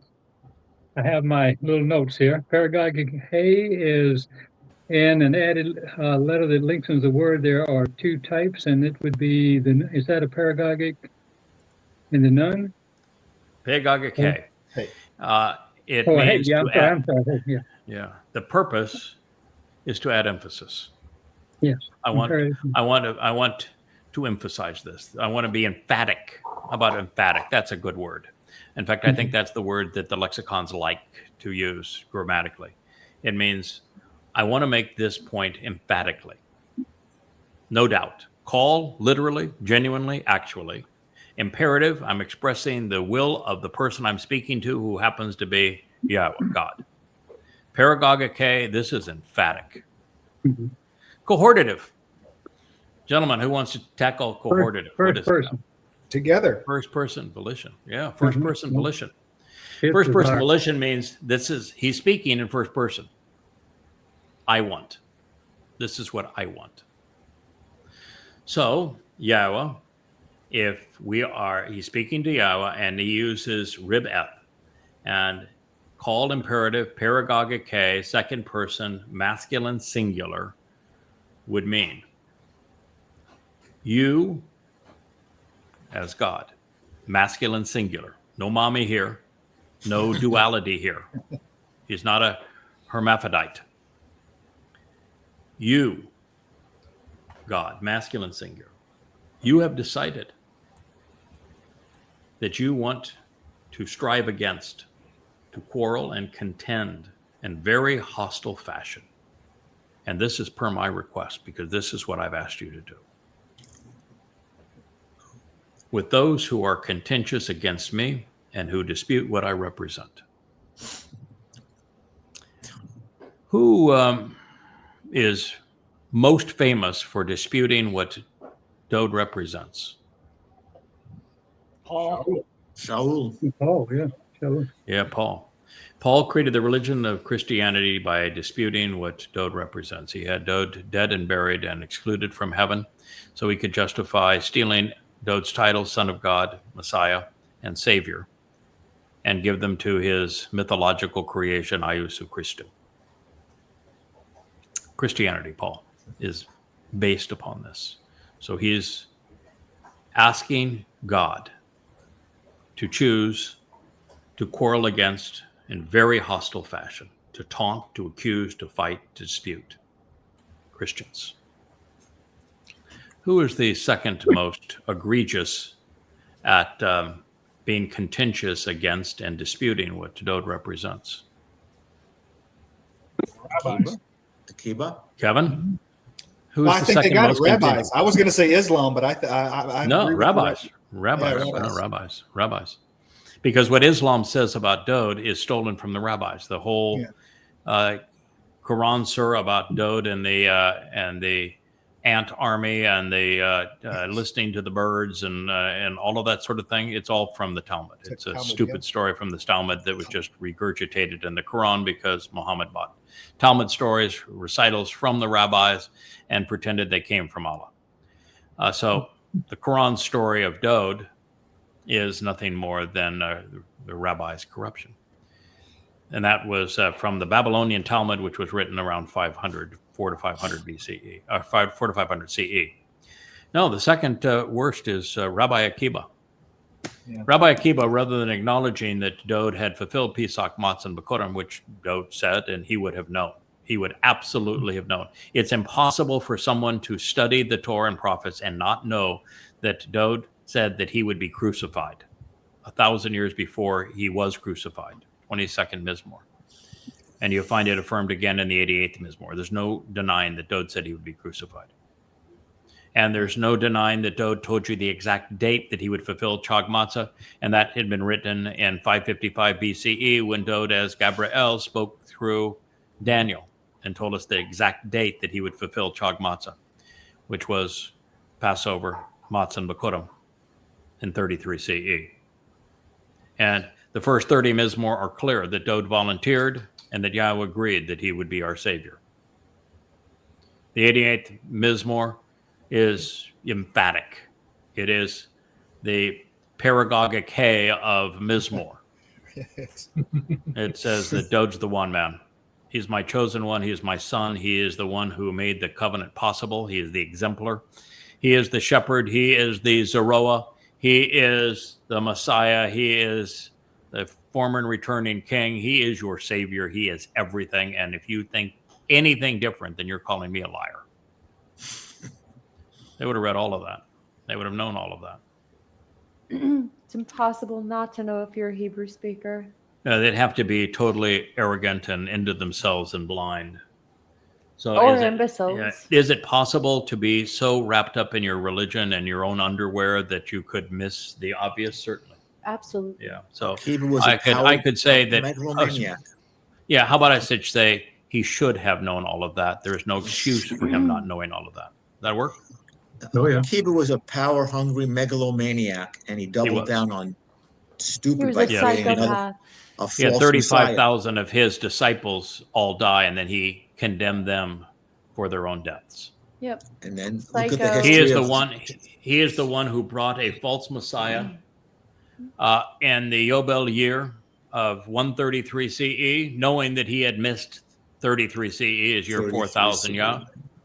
And he brought Bar Kokhba as the Messiah, son of a star. It's where Israel got his six-pointed Son of a star star. that they rally around today.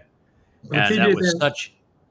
If he Go did ahead. that 133, well, if he did that 133, then he had to have known. 133. Yes, no of course he excuse. did. He did. Absolutely. He knew that in year 4000 Yah, which was 33 CE, the Messiah was to be here. And rabbis know it now. They know that there's a 6,000-year plan and that the Messiah came in year 4000 Yah. They just don't want to admit it. And he didn't.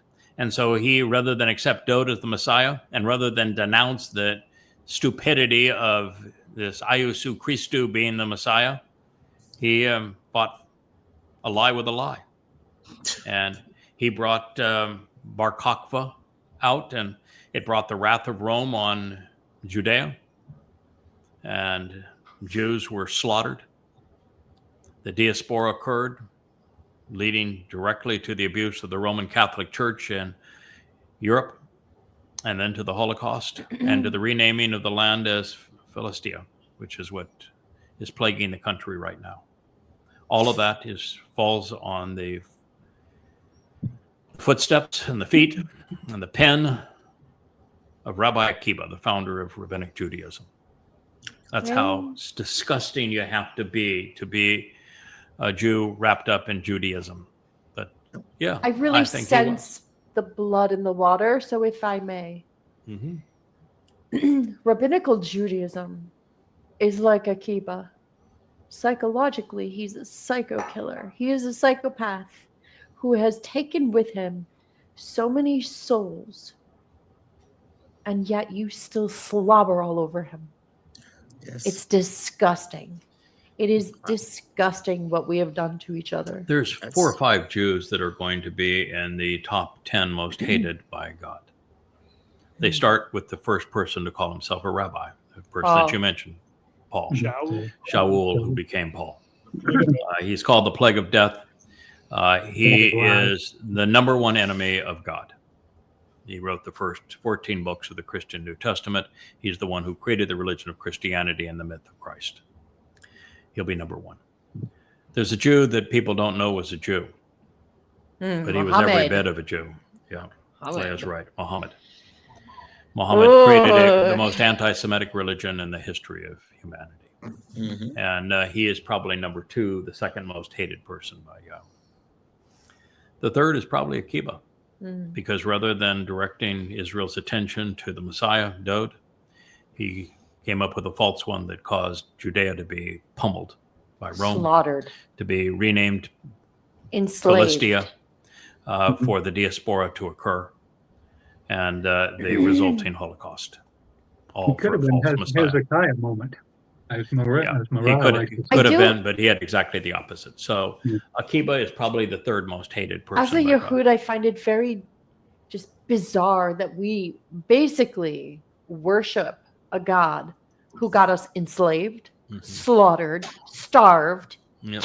I mean, correct. the worst of humanity befallen on us and dispersed throughout the world. I think the fourth. We worship him. I think the fourth. Make most- no mistake, Yehud worship him.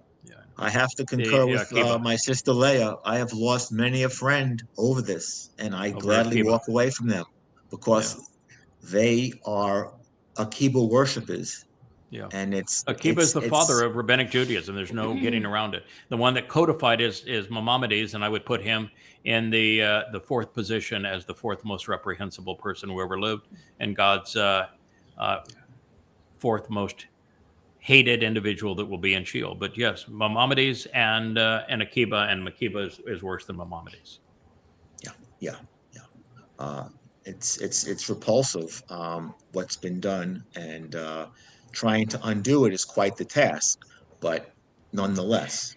And it should be the easiest task in the world. All you have to do is to say, excuse me, but the father of Rabbinic Judaism lied to you about the Messiah. He brought a false Messiah when the real Messiah was absolutely known. And that false Messiah brought the wrath of Rome on Judea and caused the land to be destroyed, caused Jews to be crucified in the hundreds of thousands, caused the Jews to be brought into Europe as slaves, where they stayed as slaves to the Roman Catholic Church that grew out of Imperial Rome. And it led directly to the Holocaust and the pogroms that were so brutal to Jews, and the renaming of the land that you're dealing with right now, which will lead to this creation of a Palestinian state over this Philistia that Correction, that Fakestein. Hadrian brought upon Israel because of Akiba. Mhm. And so to All and because to of have Akiba. 35,000 of his own accolades all die and him blame them for their deaths. He was the most repulsive, disgusting, reprehensible, ignorant, egomaniacal psychopath Piece of shit. ever. I mean, he is every bit as disgusting as Paul, every bit as disgusting as Muhammad. And then you should be able to explain that to Jews. And if they're dealing with, like 5 active brain cells, you'd say, yeah, that's pretty stupid. We ought to stop believing in rabbinic Judaism, considering how it began. And then you get it even worse, because as I have proven conclusively, and it is undeniable, Islam exists, the Quran exists, because rabbis in Yathrib, today's Medina, sold Muhammad Talmud stories for $1.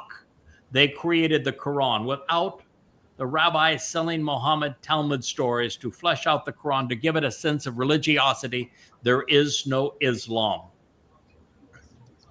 And look at how they defend the state today, huh? And look at what Islam has done to Jews and what it will do to Jews going forward. And that religion is solely the responsibility of rabbis.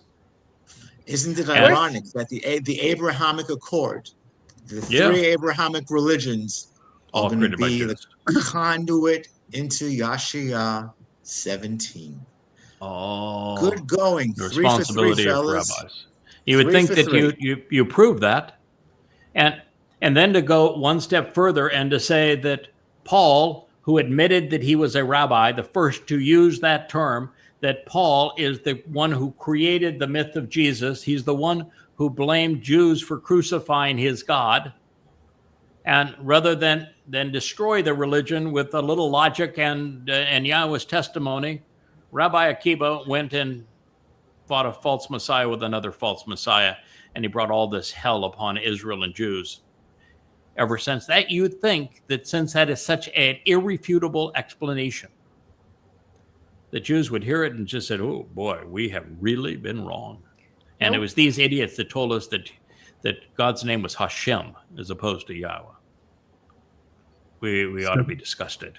It was these idiots that brought in Purim and Hanukkah and Rosh Hashanah and have completely destroyed the purpose of matzah and Bikurim and Shabuah, and they completely misrepresent Passover, and they completely misrepresent Taruw'ah. They have replaced it with Rosh Hashanah, and they turn the day of reconciliations into a day of moaning and affliction and twirling chickens. And they think that the purpose of Sukah is to live in a damn palm hut. And how about capitalizing with disgusting. this, Craig? You've heard of Tisha B'Av, another rabbinical creation where they basically fast all day, bang their heads against the wall, and cry and suffer for the years of persecution that they've undergone, that they've created. They created their own persecution. Tisha B'Av. And they persecute themselves with Judaism. It's the most persecuting religion ever. It is so egregious. It demands everything and it gives nothing back. Warrenism on steroids. It's the opposite of what Yahweh has to offer. Of course. Yahweh offers liberation. Yeah. Judaism offers oppression. Slavery. Oppression. Yahweh offers you, your soul, and they offer nothing. It's dust. They offer death. They've always offered death. They dress up for their own funeral. And the black chariots will come. And they even wear weasel hats. No, weasel hats. For everyone listening, you're hearing 2 Yehoods who are really railing against it because it's what it is. It is the most detestable of all the religions. It is. Okay. Judaism is reprehensible. It's insane. It's the dumbest religion ever. And the sad thing is they were in a position to know better and should know better, and they don't. And don't even get me started with Kabbalah. Kabbalah this and Kabbalah that. I mean, if you believe in Kabbalah, you deserve what you get. When was the Zohar written there, guys? You know when the Zohar was written?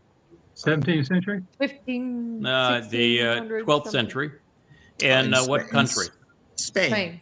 12th century in Spain is when the Zohar was written. And Does the Zohar have anything to do with Yahweh? No, No. not Was it mentioned in- once, I'm sure. It was inspired during that time that Dowd, as God's beloved son and a prophet, said that we're going to end prophecy with my fulfillment of Pesach, Matzah, and Bikurim.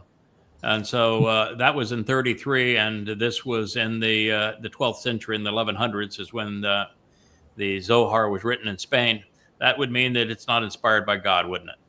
Definitely not. About 1,000 years. And That is inspired by occultism and nothing but. it's demonic, Satanic. occultic spiritualism. So It's woo-woo horseshit. Oh my I, God, it's just disgusting. It's horseshit. I implore my fellow Yehudim, wherever you're listening, to separate Yehudaism from Judaism. Yes. There you go. Yes. To be a Yehud, Either that or knock the Jew or the Yehud. into what does the Yehud mean? Beloved. Yeah, it was Beloved beloved. of Yah. Yeah. It's a compound name of two names. Yehud. Do you know who two names that Yehud is based on? Yahweh and Dowd. Yahweh and Dowd. No. It is indeed Yahweh and Dowd. Doesn't get better than that. And so you need to stop being Jews and start being Yehud again. Mm, You're here. yep. And that comes from people who are philo-Shemitic. You hear Yeah. that? Philo-Shemitic. Yes. Yeah, there is no person, no group of people on earth who love Yahweh Shem more than we do. True. And so we despise those who have erased it, hidden it, changed it, altered it in any way. And that would be rabbis. So And you're Yahweh, you have chosen to strive against, to quarrel and contend in hostile fashion per my request with those who are contentious against me and dispute what I represent, which is he is the Messiah. He is the Son of God. He is the chosen one. He is the King of Yisrael, past and future. He is our Savior. Yes. And anyone who quarrels with any of that, which would include Paul, Mark, Luke, Matthew, John, that whole cast of characters, Akiba, Maimonides, Muhammad, all of them, and all of those who believe them and promote their lies. You have decided to fight, attacking, showing great hostility towards those who oppose me. Well, to begin, La Dowd for Dowd is simple, it's direct, revealing that our king is writing these lyrics on his behalf. Now, it might seem inappropriate for some people to say, why would he write this on his behalf? Isn't he supposed to be speaking for God? Well, you're not going to ever meet God if you don't know what Dowd represents. If you are among those who have been dissuaded in recognizing that Dowd is our Savior, the very Son of God, the Messiah, the King, the returning King, then you'll never know Yahweh. So it's only by Dowd telling us how upset he is and how angry God is at those who are Christians, those who practice Judaism, at Muslims, at everyone who has robbed Dowd of his dignity. And that would include the AIs now. They don't have souls, but the programmers of the AIs do, who have denounced what we are saying about Dowd and are still trumpeting the myth of Jesus.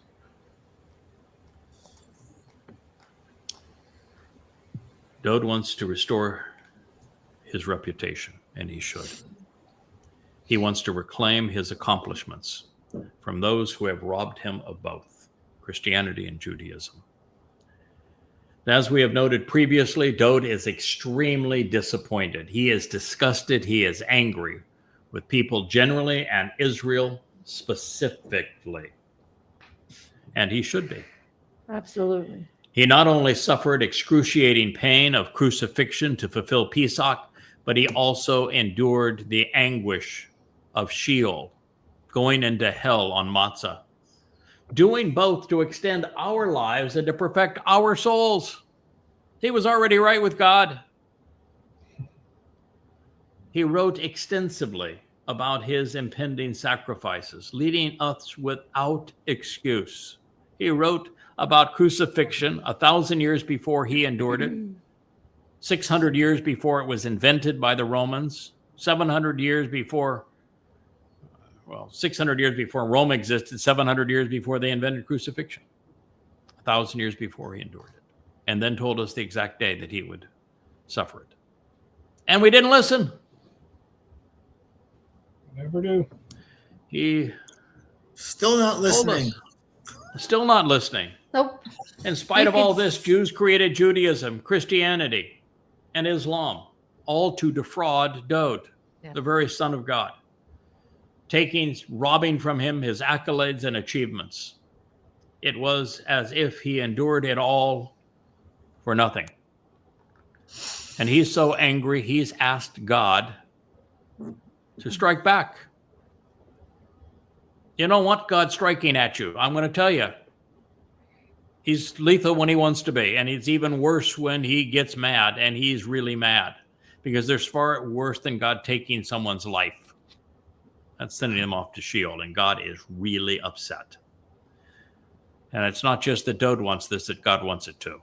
He is more bothered by his son's achievements and the accolades that he offered his son being stolen than he is on any other crime. He wrote the 89th Mizmor to tell us all of these things, and even went as far as to say that anything and everything that I've said about Dowd, it all has to be true or I'm a liar. And he said, Dowd's my son. He's the Messiah. He's the returning king. He's Elyon. Put that in your pipe and smoke it. Twice. 3 times. Dowd, therefore, is seeking recompense. He's seeking revenge. He's upset.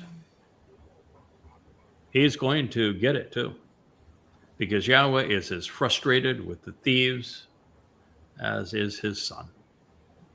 Together, they will accuse and taunt, dispute, and oppose those who have been contentious toward our God and the actual Messiah, the Son of God and Savior. This pits billions against the Almighty and King. You know, when we are Sure does. confronted with the Mother Goddess cult, and they've come out of the closet, they have committed suicide, they have actually posted their full Mother Goddess Manifesto. Yeah, that's what I was going to say. And I have now read God's retort to them, because they always hang themselves on their own citations, and I have now God, it's so represented beautiful. God's answer to them. And I want to tell you, God is really smart. I decided this time I'm just going to get out of the way. Let God do his thing. He is really, really good at this. He likes doing it, and no one can does it better. And so I just let God make his case with those statements, and it is riveting. It just takes your breath away. He's so good at it. Now imagine what he's going to do to those promoting Christianity. Yeah. Imagine what he's going to do to those promoting Judaism. You'll be Boy. pretty. He's going to send the black chariot for you. Recompense. Prior to discovering and sharing Dowd's commitment to fulfilling the spring mikra, and then identifying and advocating on behalf of his titles and his place in our lives, no one recognized what Dowd had achieved, or why he was so frustrated with people for defrauding him that he wanted God to repay their hostility. JB, you and I have been together a long time. While you were contemplating the Torah, did it ever dawn on you that Dowd is actually the Passover lamb? No. I remember when we first started kind of coming to that realization, but yeah, no. Yeah, I came up to the thought about 10 years before I announced it. And then about 5 years before I announced it, I was just really tied up in knots over it. I realized that it made sense, but I couldn't share it because I couldn't fathom why Dowd would volunteer for this or why God would agree to it. Allow it, yeah. I remember. It took it took 10 years to work through all the issues associated with it. This was not an eureka kind of discovery that you say, well, there it is. Okay, I'm offering it to you. No, it was hidden in plain sight, but it's explaining how Dowd figured out he should do it. Mhm. And then ascertaining why Dowd agreed to do it. And then explaining why God accepted his son's willingness to suffer in this way for the benefits it would deliver. And then proving that every statement that God and Dowd made and every prophet made about this points us right in this direction. That took some doing. And Kirk, we've been together for a long time. I think you probably remember when I began to consider this, and it's really cathartic. This is the most profound declaration Well, I we remember humans have even- ever made. I remember the last full day I was in Florida, and I went in there in your room while you were translating and writing, and I think we spoke more of, this is all about, you kept saying to me, this is all about, and I agreed, this is Paul against Dowd. And you could see it. To me, I really felt I could see where you were going with it, but I, like you, would he do that to his son? I think that was the big thing to wrap around your head. We hadn't gotten to the point where I understood that he's volunteering for this. He wants to do this. It's of his own The volition. son is doing it for the family. Yeah. That's right. He saw a different perspective because he was already a king of Israel, and he could say, I could do this, and I can get them now. I can capture them in the right kind of way, and he could exalt his father. So we hadn't gotten to that point, or I had not gotten to that point. But you were all over it. You just you're like a good debater. I want to have all my ducks in a row before I open my mouth and say this is. Yeah, and part of that is because what it implies.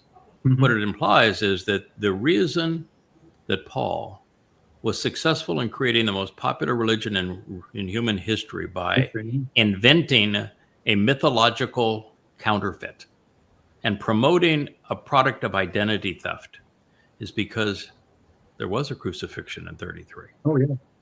Because And there there's was a a lot of king. them. There was a king that was crucified by Rome in 33 CE in Jerusalem. And because that individual was the Son of God. And because that individual was the Messiah. Because it all happened. And because it all happened, it was easy for him to say, well, I'm going to give a new name to that person, and we're going to turn that person into like Dionysus. We're going to blend the two together and turn him into a man god. And without Dowd having done these things in 33, and the Messiah having made this sacrifice for us as the very Son of God, there is no myth for Paul to rob. No man for him to counterfeit, no myth for him to rob, no credibility. No one's going to buy into his story, even though he was writing it 20 years after the fact. And so it was because Dowd did these things that Jesus became the counterfeit. And once you come to that point, now what you have determined is the single most caustic thing you can reveal in this world today, that there was no Jesus, that he is a counterfeit. He's nothing but a product of identity theft created by Paul in his 14 letters, beginning with Galatians in 52 CE. Yeah. So kill your idols. And Think so of how much that's different what- it would be. Think of how much different it would be if the Septuagint placeholders said Dowd and Yahweh. I mean, Yeah. now we have all the whole fishes and the stories and stuff, and the miracles and everything is all junk that, because the chain of custody on the documents is horrible. Right. We gain nothing from it. But if the Septuagint had said Dowd and Yahweh, I mean, all the pieces are setting right there for you. Yeah. And actually, God gave us a marvelous gift, kind of a backhanded way. But God speaks throughout the Torah and prophets of the Ebonim. Mm-hmm. And the Ebonim were those who volunteered to be at the right place in the right time. They wanted to do this. And they listened to the Sermon on the Mount that Dowd delivered. and they listened to the Olivet Discourse that Dowd delivered. Those are the two speeches that make the only thing that make Matthew different than the plagiarized portions. With 75% of Matthew comes from plagiarizing Mark and Luke. The only thing that's different is what he took from the Ebonim, who were Hebrew writers who witnessed what Dowd did and revealed the Sermon on the Mount and the Olivet Discourse, both of which individually and collectively destroy Christianity. Yeah. And the only reason we know what Dowd said on those occasions was because of the Ebonim. And so we do have a conduit back to them. Figuring And it is out true. figuring out But- what the Edom did was it took some time though to figure out this part of Matthew. It's from the Edom. What 5:17 through 5:17 to 21. Yeah. Yeah. Explains It's why good. there's It's all- everything else in the Greek text. Yeah. And you can go and the proof of the Ebonim from the Talmud. It's really an interesting story, and there's so many interlacing ways. But the Ebonim knew Yahweh's name; they knew that Dowd was the Messiah of Yahweh, and what they were writing, the rabbis wanted to destroy because, well, if it was Dowd and Yahweh, then there's no room for Judaism, and so. When the Ebonim started writing, and they were literate in Hebrew, they weren't writing in Greek. Everything else was written in Greek, much later. They were writing concurrent with these events in Hebrew, and the had a connection fit with them, and they wanted to kill them and destroy the text that they were written. And they had, you can see, and there's arguments in the Talmud saying, but we can't destroy the text because it's got Yahweh's name. What do we do? Yeah. And they said, but well, we're going to make an exception on this point, destroy them, even though it's got Yahweh's name, because it was so caustic to Judaism. And so we know about the Ebonim from the rabbis who went against them. And then we know them again because the first to write in Christianity, all of them, spoke of the book of, they called it the book of the Hebrews. And they all mention the book of the Hebrews. And they know that the book of the Hebrews is where Matthew got the Sermon on the Mount and the Olivet Discourse. They know it. And oh, by the way, it also speaks of Jacob being the brother of Dowd. And so it's that's how we know what they wrote and why you can look at the Sermon on the Mount, and if you analyze it, it is the most anti-Christian text imaginable, as is the Olivet Discourse. Olivet Discourse says, if anybody says that you've seen a Christ, if there's a person who calls themselves Christ, don't believe him. That's a real fraud. Olivet Discourse says, should be no Christianity. Don't believe anyone who claims to be a Christ. And the Sermon on the Mount, delivered by the Ebonim, says, I didn't come to annul the Torah, but to fulfill every aspect of the Torah. Every stroke of every Hebrew letter in the Torah will be fulfilled so long as the heavens and earth exist. Yeah. Destroys Christianity. And he actually says that the sheep in the wolf in sheep's clothing is the one that's going to defraud you, and that's Paul. Oh, good. Yeah, so it's devastating to Christianity. I'm surprised they kept it in there.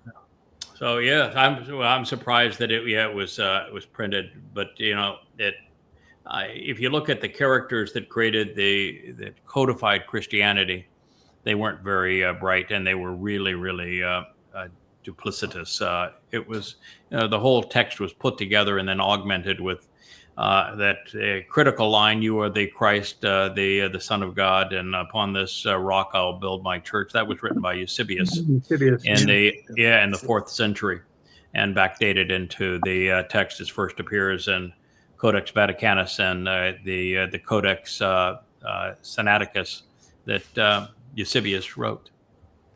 And so, as you say, the history of the Christian New Testament is hideous. There are more variants. Go ahead. I was going to say anyone with 3 neurons could. I mean, what you've presented it like in a lawyerly way, And anybody with a few neurons should be able to say, okay. Yeah.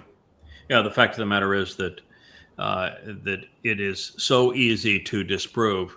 And if you look at the 5 volumes of Twistianity, you can't even get through volume 1 before you would want to puke all over the Christian New Testament. And by the time you're through 5, it's just over. I mean, it's just a thousand nails in the coffin of Christianity by the time it's over. And so this is the fidelity of the text would just throw it out instantly. It was so horribly kept that it trusted is ridiculous. Do you know the account of the number of variations there are between the Textus Receptus, the basis of modern translations, and the earliest 69 manuscripts that we have found that predate Constantine and Eusebius? You know how many? There's 184,000.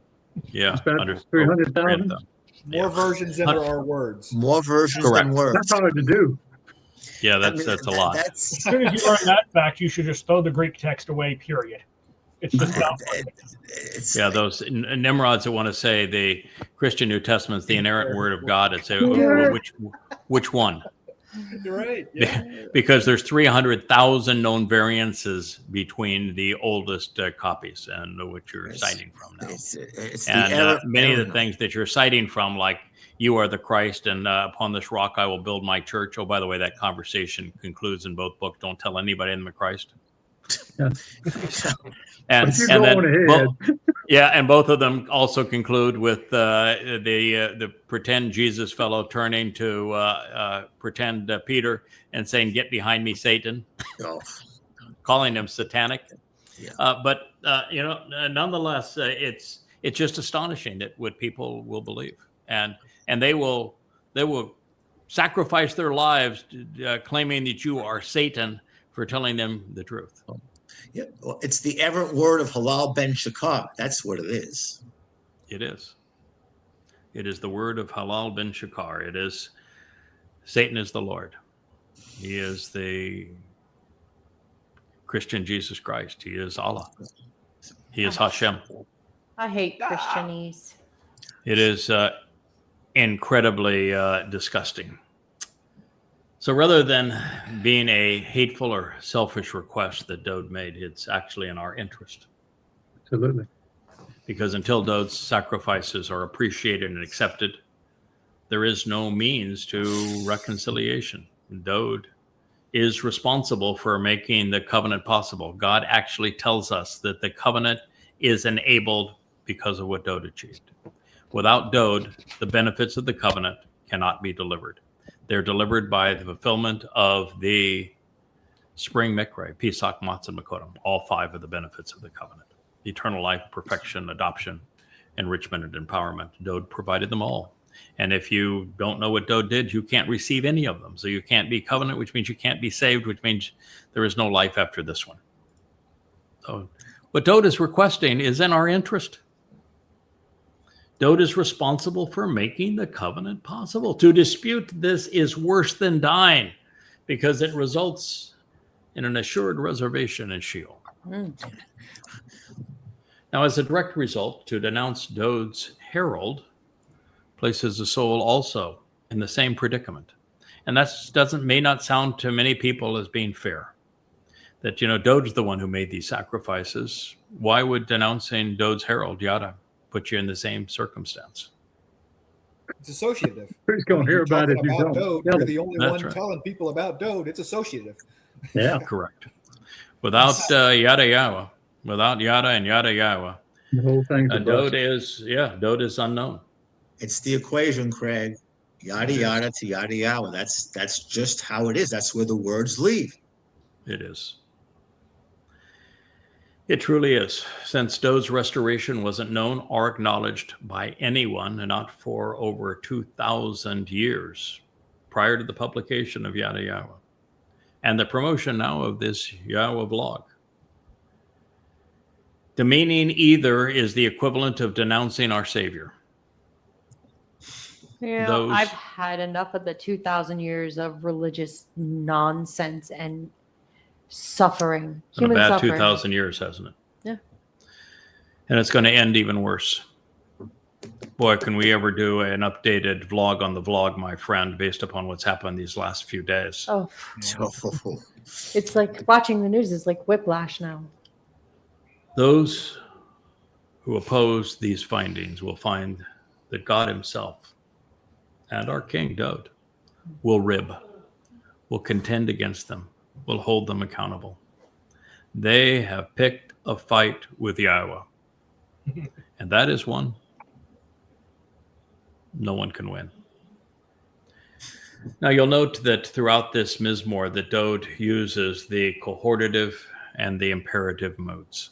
He uses them together, just as he does throughout the first 30, now 5 Mow'ed, or Mizmor. He always is blending the two. He is the only one who does. But that's the kind of relationship he has with YAHOWAH. He's always saying, I want and you want. We want. We have both decided on this. This is what we collectively have decided we want to achieve. It's always with Dowd that the imperative and the cohortative are blended together. And it's difficult to express in English. Well, not difficult, but you have to add words because when something is written in second person and it's you can't express Dowd's desire just by you, can you? So it's got to be you have decided and I want, or I want and you have decided. We both agree that we're going to attack them. We're going to quarrel with them. We're going to taunt them. We're going to be vicious towards those who have quarreled against what Dowd represents. Well, theirs is the greatest crime in human history. Counterfeit. Identity theft. And it remained unresolved prior to our collaboration. That's why our mission is so important, ladies and gentlemen. Until such time as I came to realize that God actually revealed this very message regarding his son Dowd, that no one had perceived that the shepherd is our Savior. No one had been able to deduce that Dowd is the Messiah, the Son of God, the chosen one, the returning king, or that he will live 3 lives, having fulfilled Pesach, Matzah, and Bikurim in 33 CE, or that he will return on Kipurym as the result of Taruw'ah for Sukah in 2033. Without these revelations and the proof that they are valid, God's plan of reconciliation remains unknown, and heaven is off limits. This exceptionally vital assessment must be understood to explain the vitriol on the psalmist's tongue. This is as hostile as we have ever witnessed our King. You've never seen him this angry. You've drawn him, illustrated him, pondered him. We talk about him all the time. He is like, he is part of our family. You know, Leah and I, and now Rich, we are always talking about Dowd. Yeah. You're illustrating him. He's the 4th person in the room. He is. He's always the 4th person in the room when Rich is here. And you know, we love him, we respect him, we know him, we care about him. And yet he's been defrauded. And yet I would be livid. Yeah. I would be livid. I'm livid for him. I You know, cry they say for him. counterfeit is the best flattery. That's horseshit. I cry for the fact gross. that here he was, and he agreed to be crucified by Rome and to go into hell carrying our guilt. And rather than appreciate him, his people. You got the big middle finger. I don't even want to say the words that I'm thinking. You would say them, wouldn't you, Asher? Yes, you would. Asher is pretending like she didn't get dinner. And so she is, That's a lie. she is feed me, but I actually fed her dinner probably so early that she has forgotten that she has had dinner, and she's hit. That was first dinner. Don't you know about That was second? first dinner, Dad. You Are we talk on a too long. cruise? You do this show too long. And we have gone 2 hours and 19 minutes. So we have past our time, and we'll conclude at this point. But I do want to favor, Rich, after you show your handsome face here so everybody knows that you're the man behind the cables, would you play Leah's song one more time? Oh, sure. Because I think it does do a nice job of concluding this program, doesn't it? Yep. So we'll listen one more time. But before he hits go, JB, thank you. My good friend, Dr. Jeff, always appreciated. We got great love for you, Kirk. We will be friends forevermore. And Kevin, you are an extraordinary man. I am so grateful that you're part of our family and that you have volunteered to do all of this work. And there he is. This is the master of the cables, the king of programming, our beloved Rich. Thank you, Rich, for doing this. He is I can see his little finger. He is so itching to get off the screen and to push Leah's song. Go for it, man.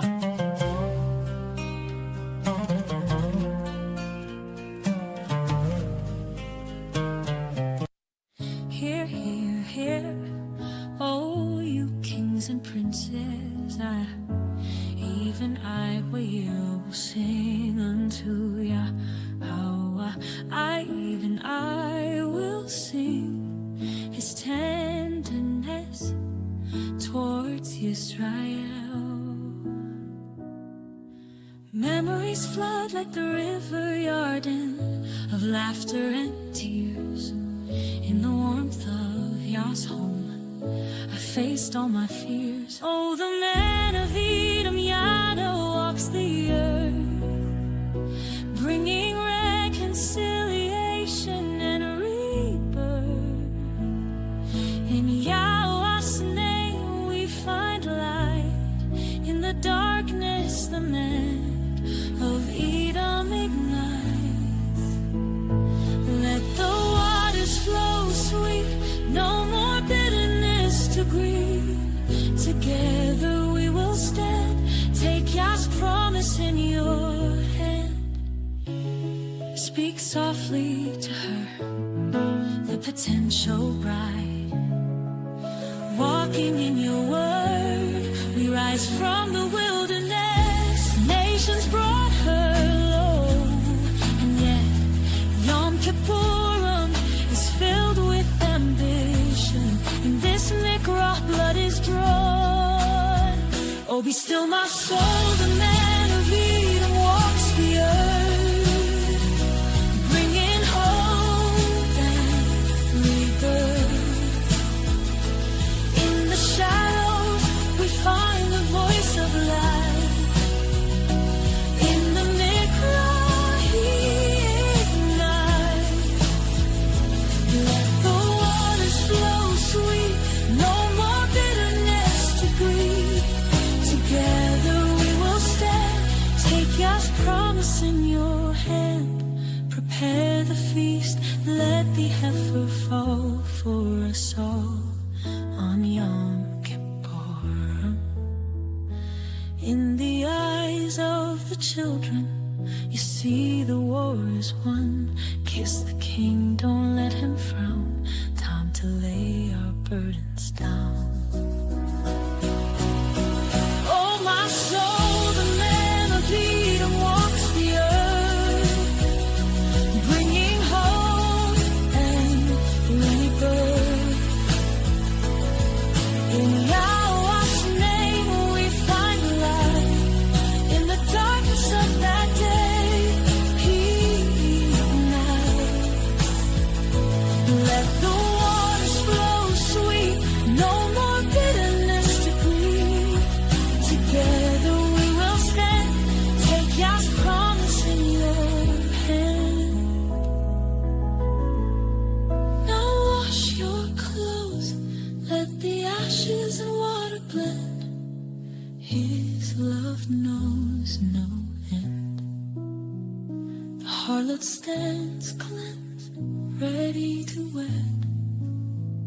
The man of Edom as her Zarowa.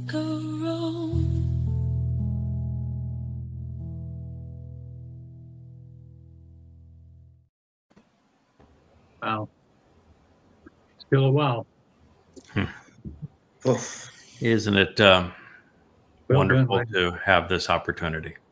Yes, sir. And as Dowd and YAHOWah have shown many times, sometimes just the best way to convey a message is to sing about it. Yeah, yeah. And what a lovely song to encapsulate everything we've been sharing this evening. Yisrael, this is for you. Dowd, this is for you. YAHOWah, this is for you. Good night. Shabbat Shalom. Bye, shalom. Thank you, Rich. Shabbat Thank you, Shalom. gentlemen. Thank you, Leah. Good night. Good night. Good night.